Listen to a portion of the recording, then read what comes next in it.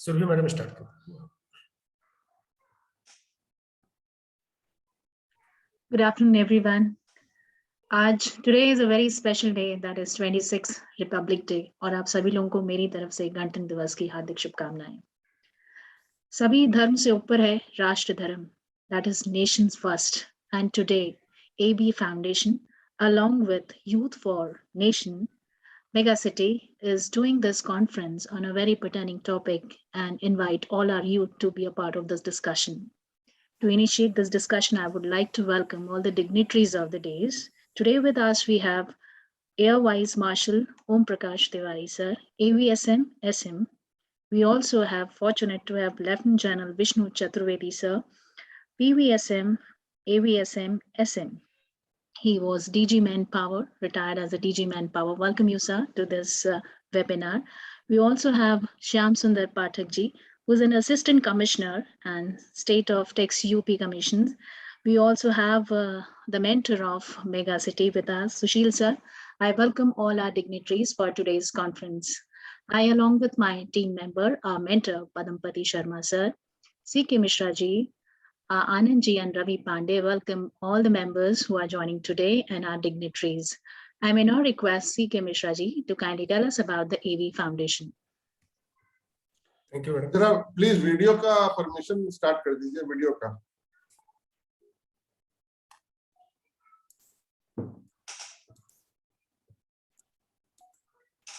Okay, thank you. Thank you Surabhi madam. आज 73वां गणतंत्र दिवस है। मैं उन सभी शहीद महापुरुषों का जिन्होंने देश की आज़ादी से लेकर के देश के विकास में भी साथ दिया है, उन सभी सेनाओं के लोगों का, सेना का, भारतवासियों का, सभी को मैं प्रणाम करता हूं और उन महान आत्माओं को नमन करता हूं। आज हमारा ऐसा टॉपिक है कि नेशन फर्स्ट। इसमें तो हमारे बहुत सीनियर लोग हैं, लोग बोलेंगे ही। मैं आज बस दो चीज हम बोलना चाहेंगे।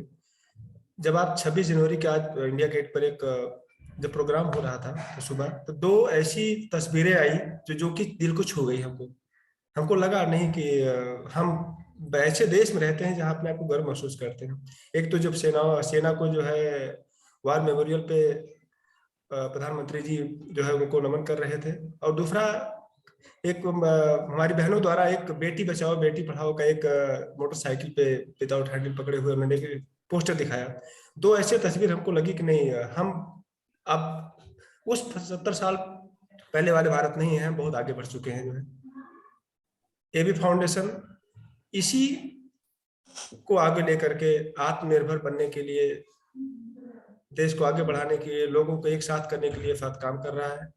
मैं बहुत ज्यादा समय ना लेकर मैं सुरभि मैडम को दोबारा देता हूं। सभी आए हुए लोगों को नमस्कार। Thank you so much sir. और अब मैं आमंत्रित करना चाहूंगी पदमपति शर्मा सर को कि sir kindly set the tone of today's conference. Over to you sir. Sir आप म्यूटेड हैं।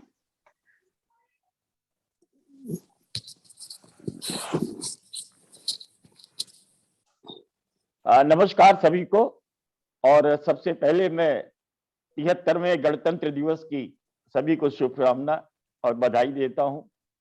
आज हम पूरे एक गणतंत्र में निवास कर रहे हैं, लेकिन ये जो नेशन फर्स्ट है, ये शब्द जो है इधर हाल के कुछ वर्षों में शुरू हुआ है। हमारे दिलो दिमाग में तो हमेशा रहा, लेकिन जुबां पर शायद लाना मुश्किल होता था। कभी किसी ने इसकी परवाह नहीं की। और सच्चाई तो यह है कि राष्ट्र धर्म एक ऐसा शब्द है जिसके जुबां पर आते ही पूरे शरीर में एक रोमांच हो जाता है, एक हलचल सी पैदा होती है और राष्ट्रभक्ति की भावना से हम ओतप्रोत हो जाते हैं। इस शब्द का अर्थ बहुत व्यापक है। नेशन फर्स्ट, राष्ट्र धर्म, राष्ट्रभक्ति, ये है क्या? ये हमारे सत्कर्म है। अगर हम जो सत्कर्म करते हैं वही हमारी देशभक्ति है, वही हमारा राष्ट्र धर्म है, वही है हमारा नेशन फर्स्ट। कि सबसे पहले हम अपने देश के लिए सोचें। हमारा कर्तव्य है कि हम अपने देश के स्वाभिमान की रक्षा मनसा वाचा कर्मणा, यानी कि मन, कर्म और वचन से करें। यह स्वीकारने में कोई हिचक नहीं है कि आज हमारा देश अपनी संस्कृति से पिछड़ रहा है। असहिष्णुता हो, इंटॉलरेंस या भ्रष्टाचार, इसको लेकर देश में हमेशा लगातार बहस चलती रही है।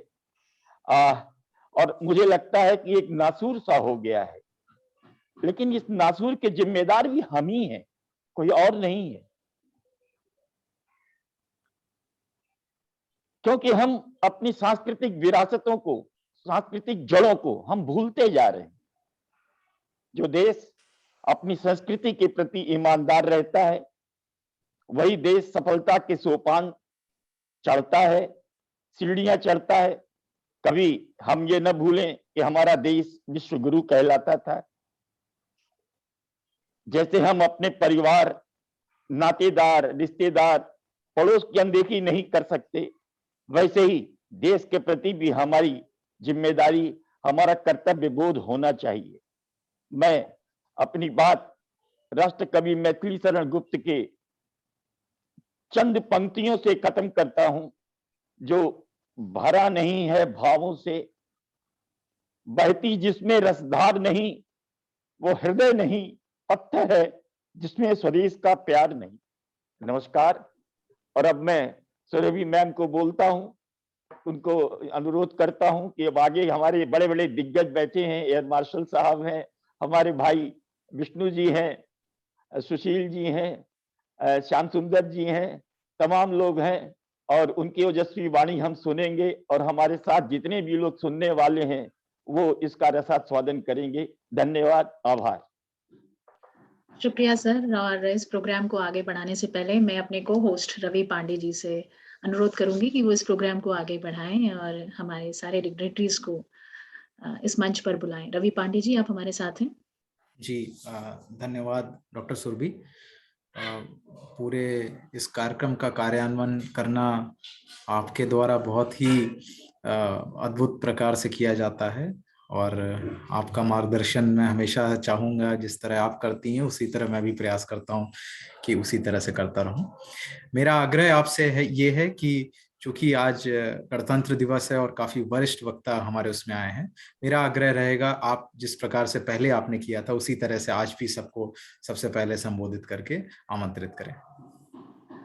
शुक्रिया Ravi ji. Before we start, I would like to thank all my audience who have joined today for this webinar. I would like to thank Anamika ji, Anup ji, Arun ji, Arvind Tripathi ji. हमारे साथ आज जुड़ रहे हैं Dinesh ji, doctor Ravi ji, Jitendra Singh ji, Keshav ji, Surendra जी, ललिता जी, मनीषा जी। आप सभी लोगों को मैं इस मंच पे हार्दिक अभिनंदन और सभी लोगों को गणतंत्र दिवस की एक बार फिर से शुभकामनाएं देती हूँ। I may now request Sushil Khetan sir, the mentor of Mega City, to kindly initiate the discussion. Sushil sir, sir आप हमारे साथ हैं? आप मुझे धन्यवाद सुरभि जी, रवि जी। जी सर। और सभी आज इस बहुत ही एक अच्छे उद्देश्य से और अच्छे सब्जेक्ट पे जो आज का वेबिनार रखा गया है उसको आयोजित करने के लिए आप लोगों का हार्दिक अभिनंदन। मुझे लगता है हमारे देश में अगर बात करें तो जो मुद्दा आज रखा गया है किसी और देश में होता है तो मुझे लगता है ये कोई ऐसा विषय नहीं होता जिस पे हमें चर्चा करनी पड़ती। ये मान लिया जाता है कि भाई हम जिस देश में रहते हैं उस देश के प्रति अगर हमारी भक्ति नहीं है या उसके प्रति हमारा कमिटमेंट नहीं है, ये ऐसा कभी सोचा भी नहीं जा सकता है।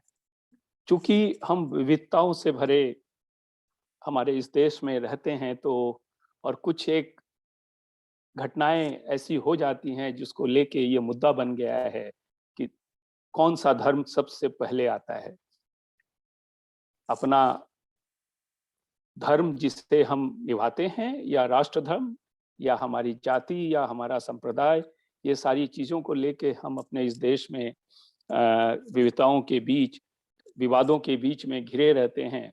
इस कारण ये जो मुद्दा आपने उठाया है, मुझे लगता है बहुत ही जरूरी है और इस पे विचार करने की और युवाओं को इस बारे में जागरूक होने की बहुत ही खास जरूरत है।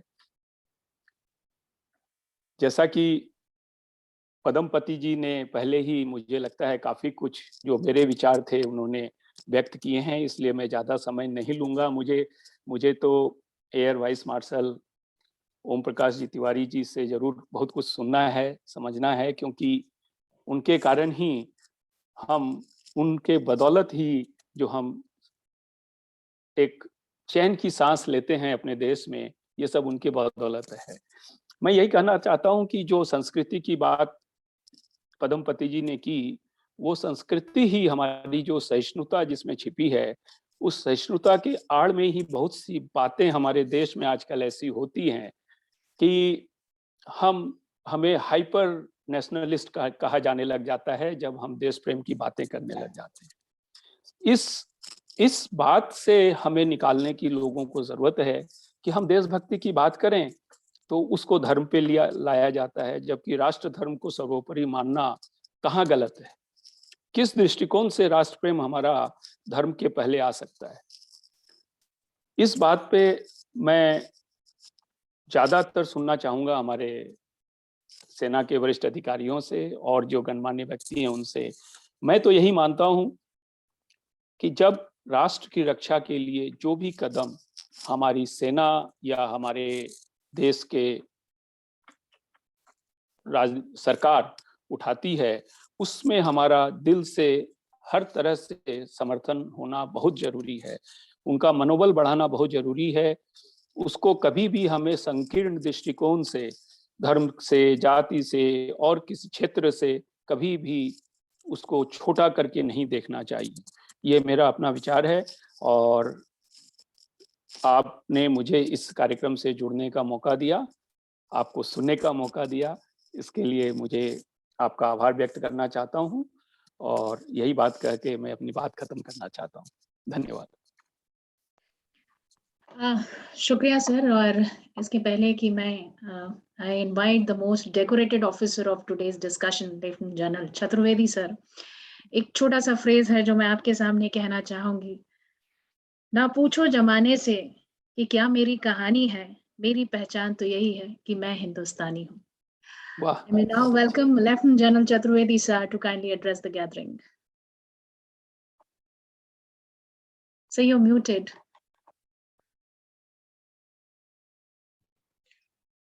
Thank you very much, Surabhi. What you said in these few words is the gist of what today's discussion is all about.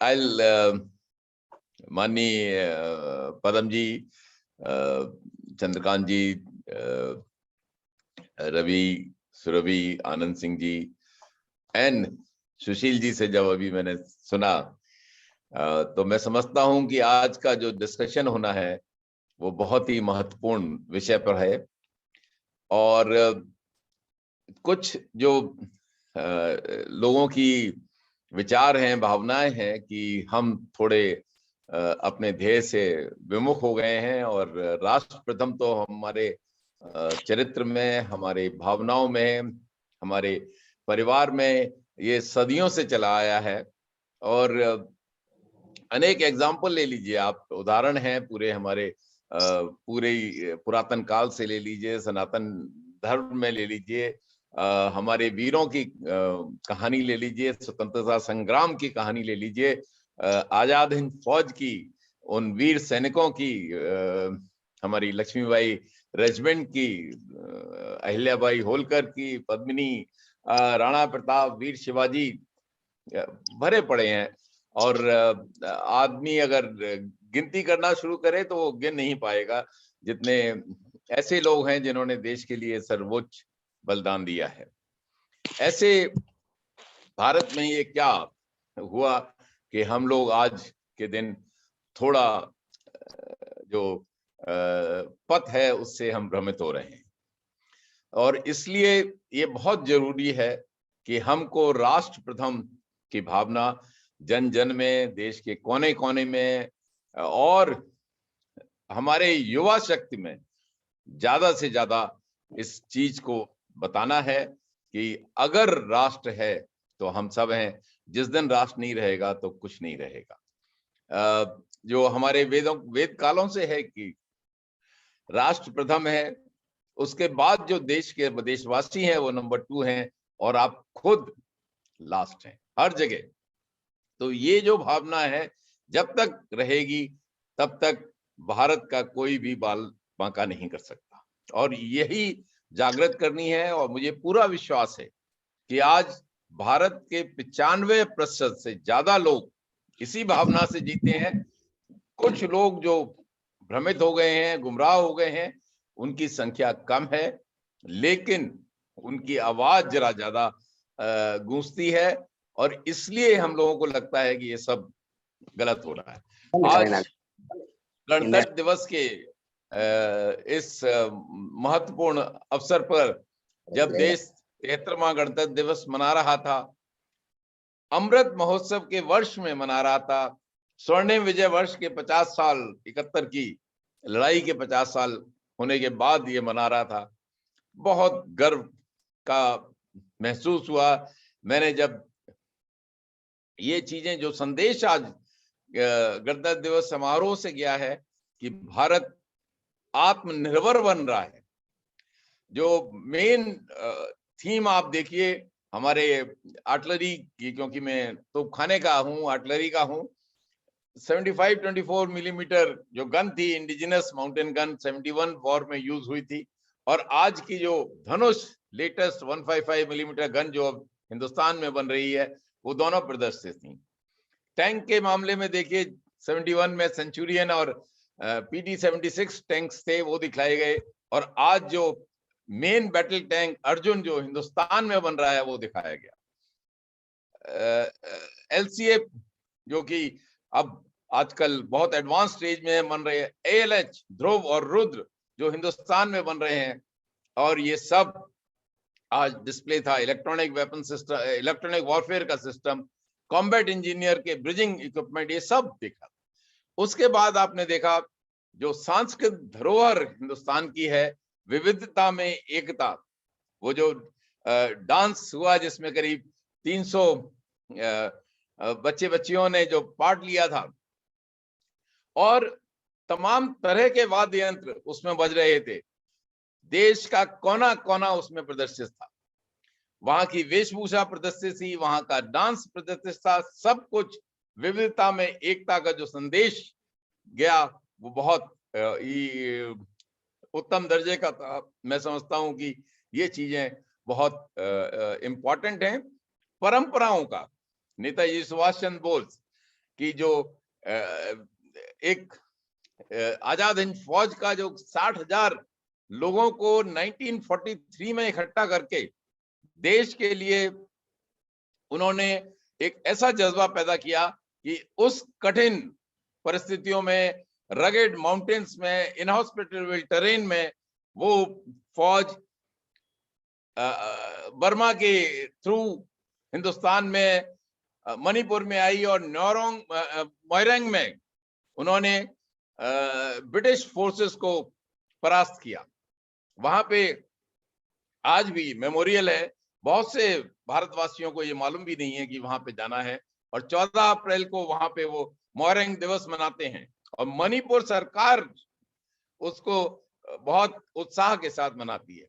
ये चीजें छोटी मोटी नहीं है, सब चीज सीमित संसाधन होने के बावजूद जो हृदय में जज्बा था कि भारत की स्वाधीनता इतनी आसानी से नहीं मिलेगी, हमको जो अहिंसा का रास्ता है बहुत अच्छा है, उससे भी बहुत कुछ हासिल हुआ, लेकिन उसके साथ साथ अपनी जब शक्ति दिखानी थी तो हमने भी दुर्गा और चंडी बनके, तभी ये चीज दोनों का जब मिलन हुआ तब ब्रिटिश सरकार के पांव हिल गए, और उनका जो फाउंडेशन, जो नींव थी हिंदुस्तान में, वो समझते थे कि हमेशा यहाँ की मिट्टी से वो खाएंगे पिएंगे, यहाँ के सोने को ले जाएंगे, वो नहीं होने दिया और उनको मजबूर कर दिया कि वो 15 अगस्त को यहाँ से देश को आजाद करके निकल जाए। कुछ गलतियां जरूर हुई कि हमने ये सोचा कि हम लोग अभी इनएक्सपीरियंस्ड हैं। ये जो भाव था ये एक गलत भाव था और अपने ऊपर आत्मविश्वास नहीं होना दर्शाता है।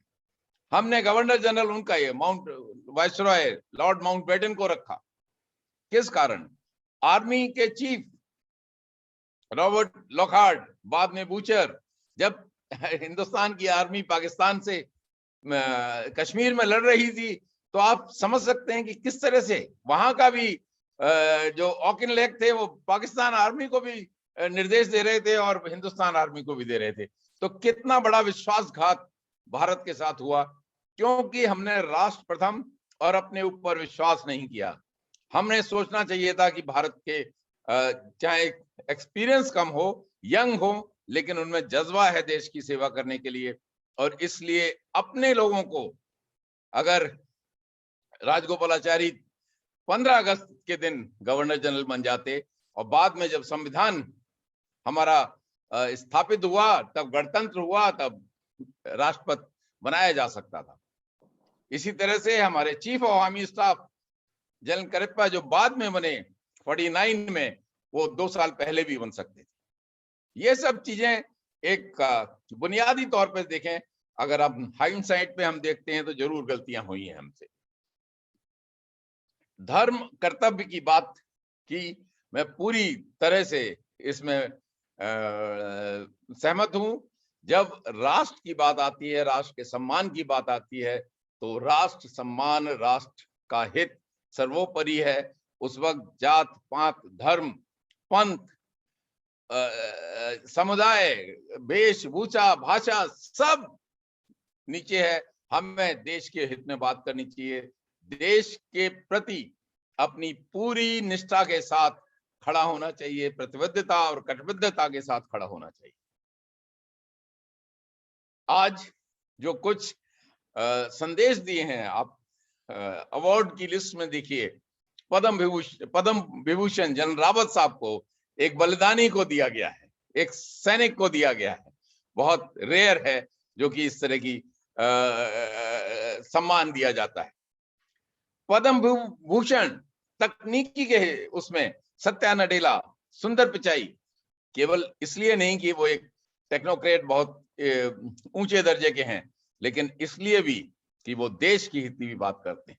आप लोगों को याद होगा पिछले साल जब कोविशील्ड इंडिजिनस एस्ट्राजेनेका इंग्लैंड की कंपनी के रिसर्च और उन्होंने टेक्नोलॉजी के ऊपर बन रही थी, तो अमेरिका एक बार रॉ मटेरियल देने के लिए उसने थोड़ी दिखाई थी कि वो नहीं देगा।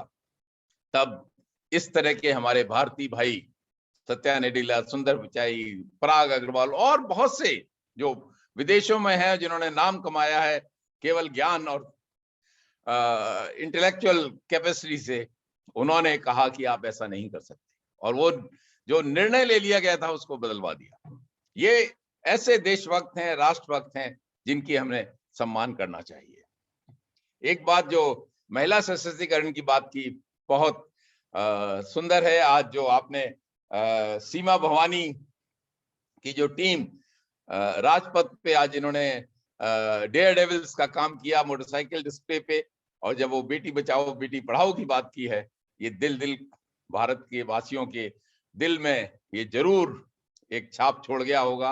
और मुझे पूरा विश्वास है कि अब महिला शक्ति किसी हालत में पीछे, हर क्षेत्र में, भारत की सेनाओं में, भारत की नेवी में, भारत की एयरफोर्स में, भारत के टेक्निकल फील्ड में, भारत की साइंटिफिक फील्ड में, भारत की एडमिनिस्ट्रेटिव फील्ड में, भारत की एजुकेशनल फील्ड में, हर जगह आप एंड ऑल्सो पॉलिटिकल लीडरशिप में भी आप महिलाओं को पुरुषों के साथ कंधे से कंधा मिला के चलते देखेंगे।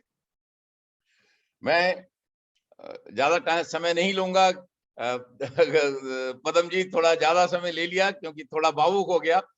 और एक बार जाने से पहले जरूर अपने उन वीर सेनानियों को, अपने स्वतंत्रता सेनानियों को, अपने आजाद हिंद फौज के सेनानियों को, अपने भारत की सेनाओं के सेनानियों को जरूर नमन करूंगा। है नमन उनको जो इस देह को अमरात देकर इस जगत में शौर्य की जीवित कहानी हो गए हैं। जय हिंद, जय भारत, वंदे मातरम। जय हिंद सर। और आज आपने, हम सभी लोग एक जोश से भर गए हैं आपकी इस बात को सुन के। और एक बार मैं फिर से सभी अपने आज जुड़ने वाले श्रोताओं का अभिनंदन करती हूँ। इस कार्यक्रम में हमारे साथ जुड़े हुए हैं राज अग्रवाल जी, विनोद कुमार पांडे जी, सुरेंद्र जी कोलकाता से हमारे साथ जुड़े हुए हैं, शैलेश चौहान जी, संजीव जैन जी जो IIT रुड़की से हमारे साथ जुड़े हुए हैं इस प्रोग्राम में, विवेक गर्ग जी, आप सभी लोगों का मैं एक बार फिर से अभिनंदन करती हूँ। I may now request vice marshal OM Prakash Tiwari sir to kindly address the gathering. Yes sir, you're muted. I request you kindly unmute. मेरा सबको हार्दिक नमस्कार। अभी सबको बड़े ध्यान से सुन रहा था और बहुत कुछ सीखने को भी मिला, चतुर्वेदी सर से, शर्मा जी से, पांडे जी से। एक्चुअली हमारा देश में जो भी हुआ है पिछले 200 साल में सब कुछ गड़बड़ हुआ है। आप लोग हमसे ज्यादा पढ़े लिखे हैं, लेकिन सबको मालूम है कि हम बहुत कुछ आगे थे हर फील्ड में। हमारी सिविलाइजेशन जब बनी थी, जब कहीं ग्रीक, रोमन या वेस्टर्न यूरोपियन सब जंगल में रहा करते थे, हमारा साइंस बहुत आगे बढ़ चुका था। बट ये सिस्टमेटिक तरीके से हमारी सभ्यता को दबाया गया है, सिस्टमेटिक तरीके से दबाया गया है ताकि हम इकट्ठा ना हो सके, उठ ना सके। मुगलों का राज रहा, ब्रिटिशर्स आए, हमको आपस में लड़ा के भगाया गया है। मैं इतिहास के ऊपर ज्यादा नहीं जाऊंगा, लेकिन गलतियां इसमें सिर्फ हमारी थी, और क्योंकि हम दूसरों के कहने में आ गए थे। इस तरीके से स्लो डीजनरेशन किया गया है हमारी राष्ट्रभक्ति का, देश प्रेम का। देश प्रेम और राष्ट्रभक्ति की भाषा तो हमने सबको सिखाई है, हिंदू सनातन धर्म ने पूरी दुनिया को सिखाई है। विवेकानंद जी ने हमें कहा था कि भाई हम एक पेशेंट हिंदू हैं, एक माइल्ड हिंदू हैं। इसका मतलब ये नहीं था कि हम दब के रहेंगे, उनका मतलब ये था कि हमने सारी दुनिया को बांध के रखना है और ये रिकॉग्नाइज करना है कि सब लोग एक हैं। हमारे पास कितने लोग ने अटैक किया, लेकिन फिर भी हमारी संस्कृति आबाद रही, पैदा रही। हमें इस संस्कृति को, इस सभ्यता को, इस सिविलाइजेशन को ऊंचे की तरफ, बहुत आगे की तरफ ले जाना है। ये मैं गर्व से कहना चाहता हूं, ये प्रगति शुरू हो चुकी है, लेकिन हम सबकी भावनाओं को जगाकर इसके प्रोग्रेस के पाथ को या पेस को ज्यादा बढ़ाना है। हमारी ड्यूटी, जब तक हम अपनी कंट्री के प्रति खुद प्राइड नहीं लेंगे, कंट्री ग्रेट नहीं बन सकती। If you wait that country becomes great and then you start taking pride in it, we are at fault. Everybody culture, everybody's pride has to be associated with it. क्या गलतियां हमें हुई हैं, इसके बारे में चतुर्वेदी सर ने काफी कुछ बताया। अभी क्या गलतियां की हमने, हमें क्या करना चाहिए था, because we never had a confidence on ourselves. हमारी फौज बहुत आगे थी, हम बहुत कुछ कर सकते थे।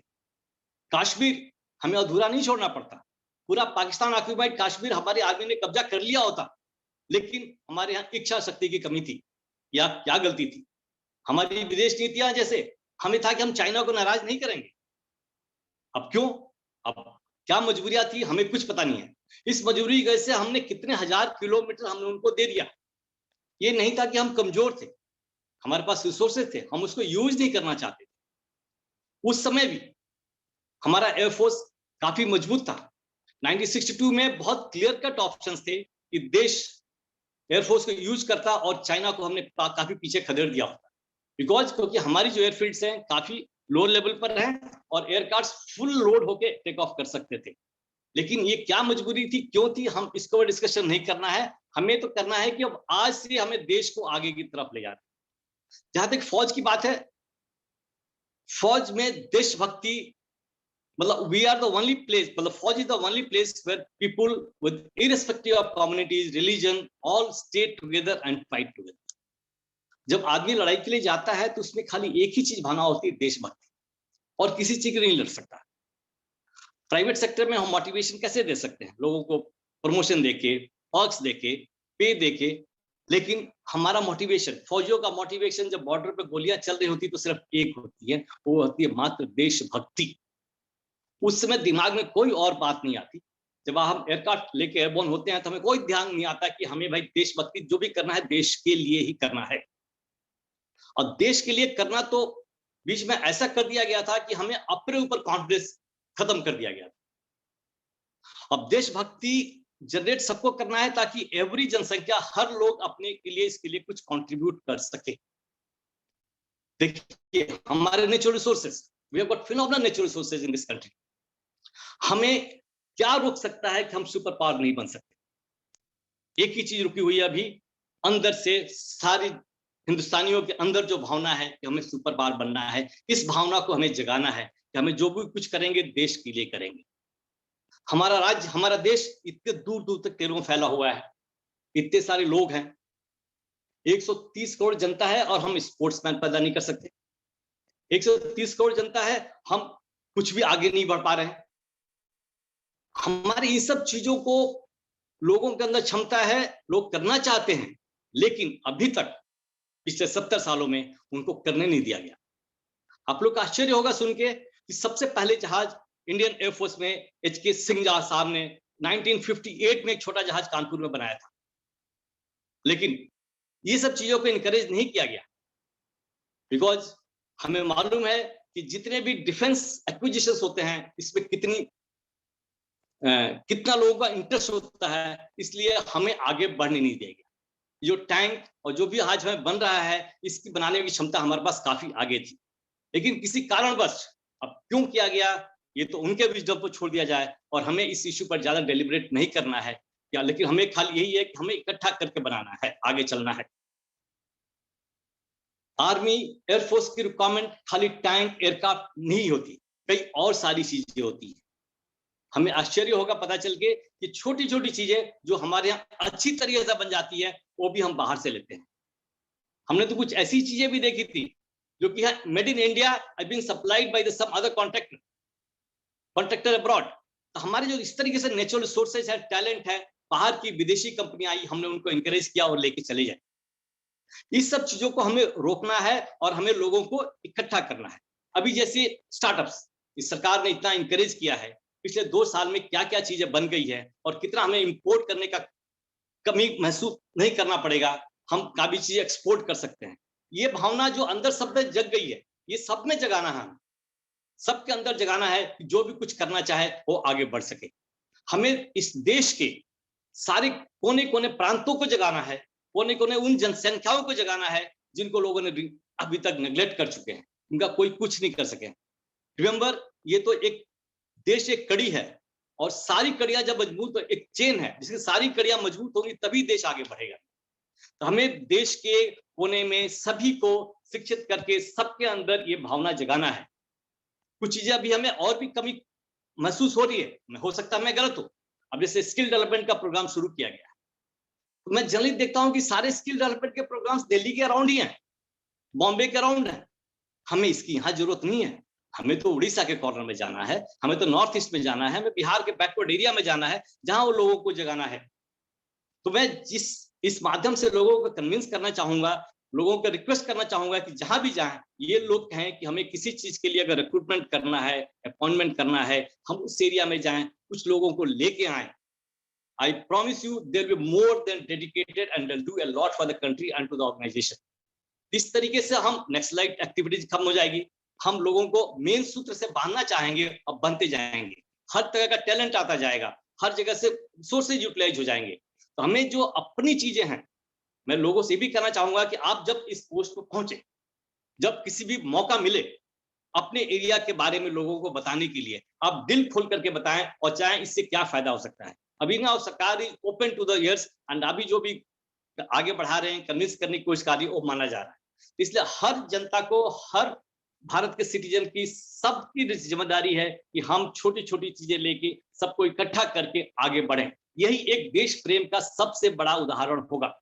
सबसे पहले we have to take pride for our country, और country has always been great and it will become great.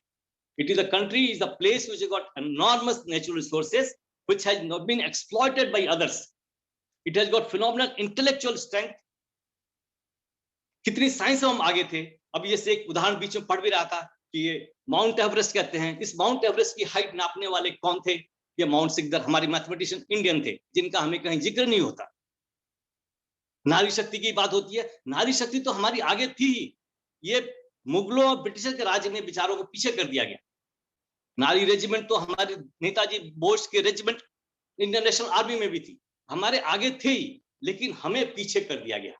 लेकिन हम पुनः इस रास्ते पर, इस प्रगति, इस रास्ते पर, इस पथ पर आगे बढ़ने की कोशिश कर रहे हैं और हमें बढ़ना है, आगे चलना ही है।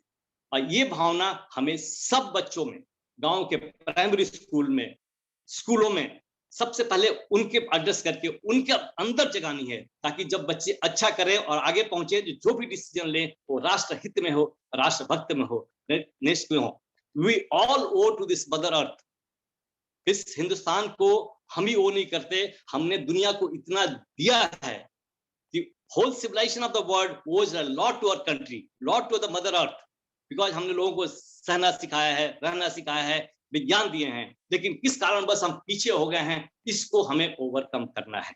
मैं बहुत लंबा नहीं कहूंगा, सॉरी, बहुत ज्यादा जानकारी नहीं दे पाऊंगा, लेकिन बड़ी खुशी हुई है आपसे इंटरेक्ट करके। लेकिन मैं अंत में यही कहना चाहूंगा कि हमें राष्ट्रभक्त की भावना हर आदमी के अंदर, हर बच्चों के अंदर ऐसे पैदा करना है, जो कि एक आग के समान आगे निकल के और आगे बढ़ते रहे। जय हिंद। जय हिंद सर। राष्ट्र धर्म ही सर्वोपरि है। और 2 लाइन में फिर एक बार यहाँ पे जोड़ना चाहूंगी, दे सलामी इस तिरंगे को जिससे तेरी शान है, सर हमेशा ऊंचा रखना इसका जब तक तुझ में जान है। आई थिंक ये मैसेज सभी के लिए बहुत जरूरी है। और इसके बाद मैं आमंत्रित करूंगी श्याम सुंदर पाठक जी को, जो कि एक असिस्टेंट कमिश्नर हैं विद यूपी टैक्स गवर्नमेंट के साथ, a motivational speaker. I request Shyam Sundar Pathak ji to kindly address the gathering. नमस्कार आप सभी को। आज गणतंत्र दिवस के पावन अवसर पर जो विषय है वो है राष्ट्र धर्म सर्वोपरि। तो मैं बहुत सीधे सीधे अपने विषय पर आता हूँ। राष्ट्र धर्म सर्वोपरि क्यों और राष्ट्र धर्म का मतलब क्या? सबसे पहले मैं शॉर्ट में आपको ये बता दूं कि धर्म का मतलब क्या होता है। धर्म का अर्थ है वो गुण जो हमें धारण करने चाहिए। धर्म धृ धातु से बना है, जिसका अर्थ है धारण कर। और हमारे शास्त्रों में 3 प्रकार के धर्म बताए हैं, एक सामान्य धर्म, एक निज धर्म और तीसरा आपद धर्म। सामान्य धर्म क्या है? 10 गुणों को सामान्य धर्म कहा गया है, जिसमें सत्य बोलना, चोरी न करना और अहिंसा, ये सारे गुण जो हैं, ऐसे 10 गुणों को सामान्य धर्म माना गया है। या यूं कह लीजिए एक मानव में क्या गुण होने चाहिए वो सामान्य धर्म, ठीक है। सच बोलना, अहिंसा न करना, ये सारे गुणों को हमने सामान्य धर्म माना है। दूसरा है निज धर्म, कि इसको समझिए। निज धर्म मतलब क्या है? निज मतलब अपना, स्वधर्म। स्वधर्म क्या है? जैसे एक टीचर का धर्म क्या है कि वो बच्चों को अच्छे से पढ़ाए। और तुलसीदास जी क्या लिखते हैं सुंदरकांड में कि सचिव वैद्य गुरु 3 जो प्रिय बोलई भय आस, राज धर्म तन 3 कर होहि बेगहि नास। जब एक सचिव अपने मंत्री से, एक गुरु अपने शिष्य से और एक वैद्य यानी डॉक्टर अपने मरीज से जब किसी भय से, किसी लोभ से, किसी आशा से झूठ बोलता है या उसको सुंदर लगने वाली बातें कहता है, तो सचिव अपने मंत्री को और वैद्य अपने मरीज को और गुरु अपने शिष्य को मतलब समाप्त कर देते हैं, नष्ट कर देते हैं, पथभ्रष्ट कर देते हैं। तो क्या कहा? सचिव वैद्य गुरु 3 जो प्रिय बोलई भाई आस, राज धर्म। अब देखिए यहाँ शब्द लगाया राज धर्म, इसका अर्थ समझे। सीधा सा अर्थ है इसका कि राजधर्म ये कहता है कि यदि एक सचिव को अपने मंत्री को कुछ कड़वा भी कहना पड़े, एक गुरु को अपने शिष्य का बनाने के लिए यदि उसको डांटना भी पड़े, कभी कभी वो मारता भी है, कटु शब्दों का प्रयोग करता है, तो कर ले। और तो कहने का अर्थ क्या है कि प्रत्येक व्यक्ति का एक धर्म है, प्रत्येक व्यक्ति का, और हर भूमिका में उसका एक धर्म है। जैसे पति का धर्म, यदि हर व्यक्ति एक पति के रूप में उसका एक धर्म है, ऐसी पत्नी का धर्म, पुत्र का धर्म, शिष्य का धर्म, गुरु का धर्म, डॉक्टर का धर्म, एक सैनिक का धर्म। तो निज धर्म का अर्थ हुआ एक विशेष भूमिका में जो धर्म है, वो धर्म का पालन करते हुए यदि सामान्य धर्म का उल्लंघन करना पड़े तो कर लेना चाहिए। हमारे शास्त्रों में लिखा अहिंसा परमो धर्म, लेकिन देश की सेवा के लिए, सत्य की रक्षा के लिए, असत्य को मिटाने के लिए, या कहीं पर किसी तरीके का पापाचार कदाचार हो रहा है, उसके लिए यदि हिंसा भी करनी पड़े तो जायज है, तो सही है, कर लेनी चाहिए। झूठ भी बोलना पड़े, यदि किसी का भला होता है हमारे कुछ मान लो झूठ बोल देने से, या कई बार जैसे होता है ना कि किसी को आप एक झूठी तारीफ कर देते हो, भाई नहीं तुम कर सकते हो, मोटिवेट कर देते हो, तो वो क्या है, उस मोटिवेशन को सच मान के आगे बढ़ जाए। तो निज धर्म में ये छूट है कि यदि निज धर्म का पालन करने के लिए यदि हमें सामान्य धर्म का उल्लंघन करना पड़े, वैसे तो नहीं करना चाहिए, लेकिन भगवान ने, जैसे गीता में आप देखिए, भगवान ने प्रतिज्ञा की कि मैं शस्त्र नहीं उठाऊंगा, लेकिन उन्होंने तीसरे दिन ही शस्त्र उठा लिया। उठाया कि नहीं, जबकि उन्होंने प्रतिज्ञा की थी कि मैं पूरे युद्ध के दौरान कोई शस्त्र नहीं उठाऊंगा, लेकिन उस समय उनका धर्म था कि अपने शिष्य की, अपने भक्त की रक्षा के लिए उन्होंने अपनी प्रतिज्ञा तोड़ दी। कहने का अर्थ बहुत सीधा सा है कि अब बात आती राष्ट्र धर्म की। सीधी सी बात है, राष्ट्र धर्म सर्वोपरि का अर्थ है सबसे ऊपर मेरा राष्ट्र। आप जानते हैं जापान जब द्वितीय विश्व युद्ध में समाप्त हो गया, लगभग समाप्त हो गया, नागासाकी हिरोशिमा में जब बम छोड़े गए, तो आप सोचिए एक ऐसा देश जो पूरी तरह से तबाह हो चुका हो, और 4 द्वीप हैं मुख्यतः जापान के अंदर, और क्लाइमेटिक कंडीशन आप जापान की देखिए बड़ी टफ, उतनी टफ, और लगभग 300 के आसपास भूकंप हर महीने जापान के अंदर आते हैं। तो एक तरीके से मानकर चलिए कि छोटे मोटे भूकंप जापान में आते ही रहते हैं। तो इतनी कठिन परिस्थितियों में, इतनी कठिन क्लाइमेटिक कंडीशंस में, और इतने एक तरीके से विध्वंस होने के बाद जरा से देश जापान ने अपने आप को कहां लाकर खड़ा कर दिया, अमेरिका के बाद दूसरी सबसे बड़ी शक्ति के रूप। क्यों? क्योंकि राष्ट्र धर्म सर्वोपरि। जापान में जब कोई व्यक्ति रिश्वत लेता है ना, पहली बात तो लेता ही नहीं है, लेकिन उसके दिमाग में यदि मैंने रिश्वत ली तो मैं अपने देश को नुकसान कर। आप सोचिए, सिर्फ एक व्यक्ति ने पीएचडी जब की तो उसने कुछ अंश किसी पुस्तक से चुरा लिया, सिर्फ इसी कारण उसको जो है अपने पद से इस्तीफा देना, मंत्री पद से। ऐसी नैतिकता के मानदंड क्या हमको भारत में दिखाई देते हैं कहीं दूर दूर तक भी, कि एक जरा सा लांछन लगते ही आप त्यागपत्र दे दो? हाँ मिलते हैं, और वो हमारे आदर्श हैं। लाल बहादुर शास्त्री जी को देखिए, जब रेल दुर्घटना हुई तो उन्होंने तत्काल अपने पद से इस्तीफा दे दिया। आज कौन मंत्री ऐसा है जो अपने किसी कार्य को जब वो नहीं कर पाता सुचारू रूप से तो इस्तीफा दे देता? हमको आज ऐसे बिरले उदाहरण भी नहीं मिलते। तो क्यों? क्योंकि हमारी दृष्टि में राष्ट्र धर्म देश कहीं है ही नहीं। जिस दिन हमारी नजर में देश सबसे ऊपर हो जाएगा, उस दिन हम हर व्यक्ति से प्यार करने लगेंगे, उस दिन हम हर व्यक्ति की चिंता करने लगेंगे अपने साथ साथ। राष्ट्र है क्या? राष्ट्र कोई जमीन का टुकड़ा नहीं है, राष्ट्र है उस देश का प्रत्येक नागरिक, उस देश की संपदा, उस देश के प्राकृतिक संसाधन, ये सब राष्ट्र है। और एक जो जिसके हृदय में राष्ट्र सबसे ऊपर है, वो हर चीज की चिंता करेगा। वो प्राकृतिक संसाधनों की भी चिंता करेगा कि कहीं पानी तो वेस्ट नहीं हो रहा, कहीं मैं हवा को तो नहीं दूषित कर रहा, ठीक है। यदि कहीं से कोई गंदगी फैला रहा है तो उसे रोके, खुद भी ना करे और दूसरे को भी रोके, क्योंकि उसके लिए प्राकृतिक संसाधन सबसे ऊपर है, उसके लिए भौतिक संसाधन भी सबसे ऊपर है। मानवीय संसाधन जो हमारे मनुष्य है, प्रत्येक मनुष्य उसके लिए कीमती है, समझ रहे हैं ना। तो राष्ट्र धर्म जब सर्वोपरि होता है तब हमारा दिन रात उठते बैठते सिर्फ एक ही चिंतन होता है, वो है देश।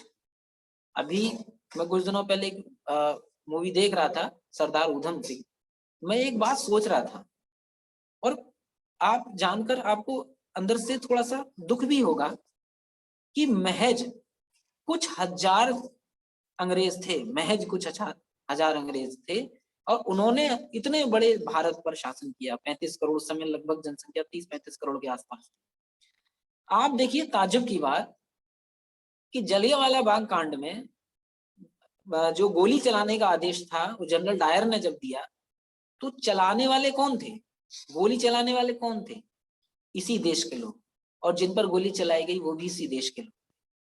जब इसी देश के लोग, इसी देश के, अपने ही देश के लोगों पर जब गोली चलाएंगे, तो सोचिए वो देश क्यों नहीं गुलाम होगा। और उसी देश का एक माटी का लाल सरदार उधम सिंह कितनी विपरीत परिस्थितियों में जाकर उसी जनरल डायर को उसी के देश में जाकर मारता है।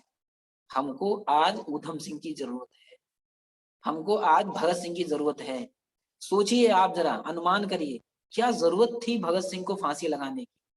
वो चाहते तो असेंबली में जब बम फेंका तो वहां से भाग भी सकते थे, लेकिन वो भागे नहीं।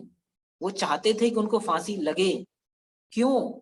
क्योंकि जब उनके वो पकड़े जाएंगे, मुकदमा चलेगा, मुकदमा चलेगा तो वो जो बोलेंगे वो सारी पूरे भारत के व्यक्तियों को पता चलेगा। जब फांसी लगेगी तो उस फांसी की जो आग होगी, जो चिंगारी होगी, वो प्रत्येक भारतीय के दिल में जलेगी। इसलिए वो फांसी के फंदे पर लटके कि मैंने भले ही आजाद भारत में सांस नहीं ली, लेकिन मेरे आगे आने वाली पीढ़ियां आजाद भारत में सांस लें।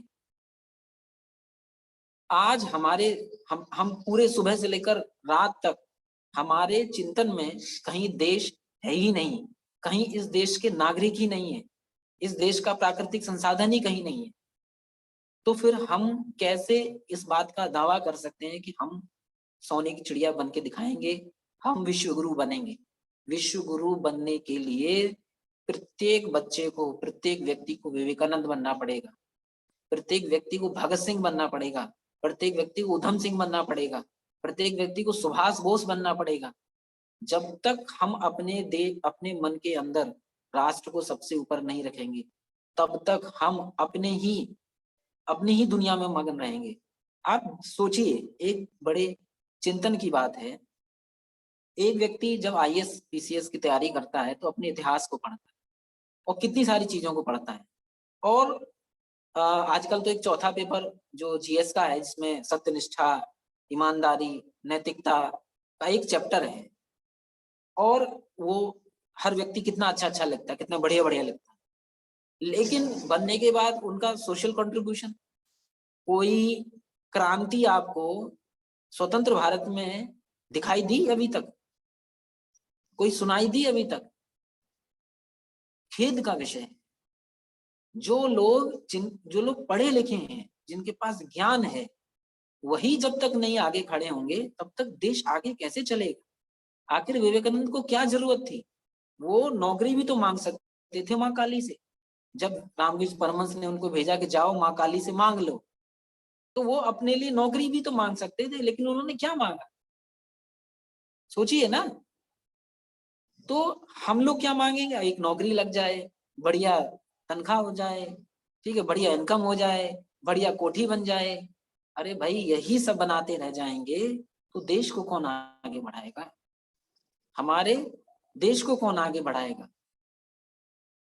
मैं इस बात को फिर कह रहा हूं, जो अक्सर करके मैं कहानी सुनाता हूं, मैं यह उस कहानी को जरूर सुनाऊंगा आपको, क्योंकि ये कहानी हमको बताती है कि क्यों हमको राष्ट्र धर्म को सबसे आगे रखना है। एक बार एक 80-85 साल के वृद्ध थे, बारिश का मौसम था, उस समय आप जानते ही आम का मौसम चलता है गर्मियों में। तो एक उनके हाथ में गुठली थी। एक छोटा सा बच्चा आया, बोलता है कि बाबा ये आपके हाथ में क्या है? उन्होंने कहा बेटा ये तो गुठली है। बच्चा बोले गुठली का क्या करोगे? गुठली थोड़ी ना खाई जाती है, आम खाया जाता है। उन्होंने कहा बेटा मैं खाऊंगा नहीं, इसको बोऊंगा। तो बोले अच्छा तो कैसे बोते हैं? तो उन्होंने फिर गड्ढा खोदा, उसमें गुठली डाल दी, मिट्टी डाल के पानी डाल दिया, बोले लो बेटा मैंने बो दिया। बच्चा बोला अब क्या होगा? तो उन्होंने कहा कि अब क्या होगा, इसमें से एक पौधा निकलेगा। बोले फिर क्या होगा? तो वो बड़ा हो जाएगा। फिर क्या होगा? उसमें आम लगेंगे। तो बच्चा बोला अरे वाह, आम लगेंगे। तो उन्होंने कहा कि मैं कल आ जाऊं खाने। तो बाबा हंसने लगे, अरे बेटा इतनी जल्दी थोड़ा ना आम लगते हैं, समय लगता है। तो उन्होंने कहा कि अच्छा समय लगता है, कितना समय लगता है? बाबा बोले बेटा सालों लग जाते हैं। अच्छा कितने साल लगते हैं? बच्चे की तो आदत होती है ना सवाल पूछने की। उसने कहा बेटा 10 साल लग जाएंगे। तो बच्चा बोलता है फिर क्यों बोल रहे हो आप? बाबा बोला क्यों? बोले अरे 10 साल बाद तो आप बचोगे ही नहीं, आप तो मर जाओगे, फिर क्या फायदा हम ये गुठली बोने का? बाबा बड़ी जोर से हंसे और बोले हाँ बेटा सही कहते हो कि जो गुठली मैं बो रहा हूँ, जो आम मैं बो रहा हूँ ये मैं नहीं खा पाऊंगा, लेकिन जो आम मैंने खाए थे वो मैंने नहीं बोए थे। जो आम मैंने खाए थे वो मैंने नहीं बोए थे। सोचिए ना, आखिर क्या हम पाने के लिए, सिर्फ यूज करने के लिए ही पैदा हुए हैं क्या?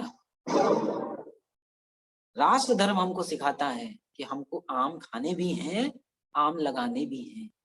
स्वच्छ हवा हमने, आप याद करिए हमारे जो आज 45-40 साल से ऊपर के जो लोग हैं, उन्होंने कितनी स्वच्छ हवा में सांस ली थी। किसी भी हैंडपंप का पानी हम लोग पी लेते थे। क्या आज किसी भी हैंडपंप का पानी आप पी सकते हैं? क्या आप कहीं भी आज जाके पानी पी सकते हैं? आप सबसे पहले बोतल मांगते हैं पानी की, पानी की बोतल खरीदते हैं, मिनरल वाटर खरीदते हैं।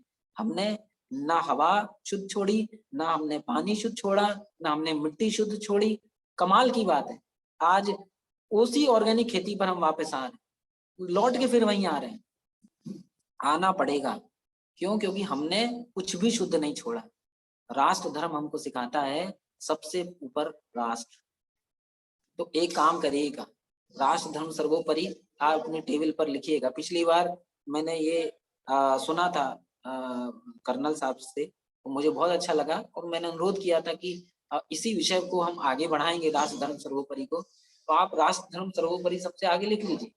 और आज एक काम करिएगा सभी लोग, कि आपको ये जानकर अच्छा भी लगेगा और हो सकता है बुरा भी लगे।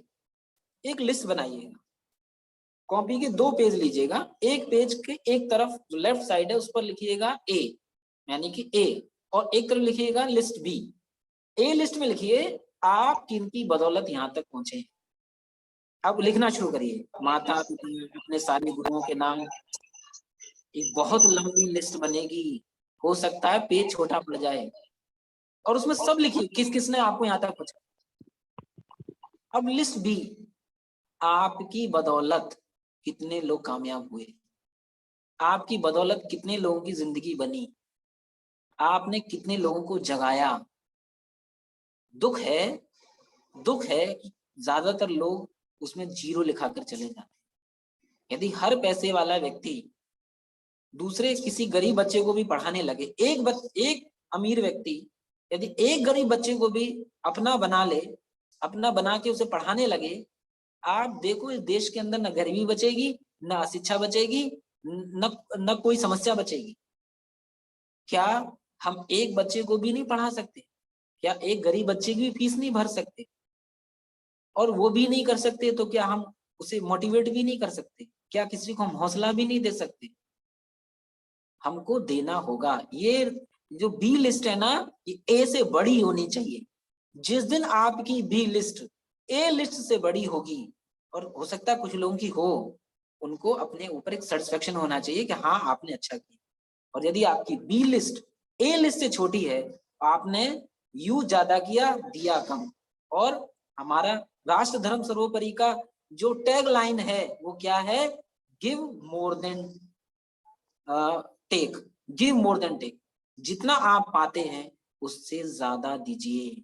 कबीर क्या कहते हैं? साधु इतना दीजिए जामे कुटुंब समाए, मैं भी भूखा ना रहूं, साधु न भूखा जाए।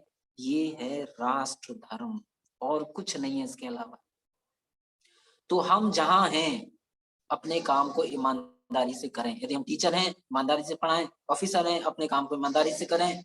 यदि हम कुछ भी हैं, एक्टर हैं, डांसर हैं, सिंगर हैं, या सिपाही हैं, पुलिस में हैं, जिस भी पद पर हैं, जिस भी भूमिका में हैं, उसको निज धर्म मानते हुए अपनी सारी ताकत लगा दीजिए कि मुझे जो भी भूमिका मिली है एक पिता के रूप में, पति के रूप में, भाई के रूप में, शिष्य के रूप में, गुरु के रूप में, या किसी पद पर रहते हुए, चाहे वो आप किसी भी पद पर हो, उस पद के रूप में आपको अपनी भूमिका को पूरी ईमानदारी से, सत्यनिष्ठा से, अच्छे से निभाना है और दूसरों की मदद करनी है जितनी ज्यादा से ज्यादा हो सकती है। और अरस्तु का एक जो स्टेटमेंट है, उसी के साथ मैं अपनी वाणी को विराम दूंगा कि जो सोए हुए हैं, राष्ट्र धर्म क्या, जो सोए हुए हैं उन्हें जगाइए, जो जाग रहे हैं उन्हें चलाइए, जो चल रहे हैं उन्हें दौड़ाइए, जो दौड़ रहे हैं उन्हें मंजिल तक पहुंचाइए। यही प्रत्येक व्यक्ति का कर्म है। पहले तो लेकिन खुद जागना है, पहले खुद जागना है। मैं भी भूखा ना रहूं, पहले खुद जागिए, पहले खुद कामयाब बनिए, सफल बनिए।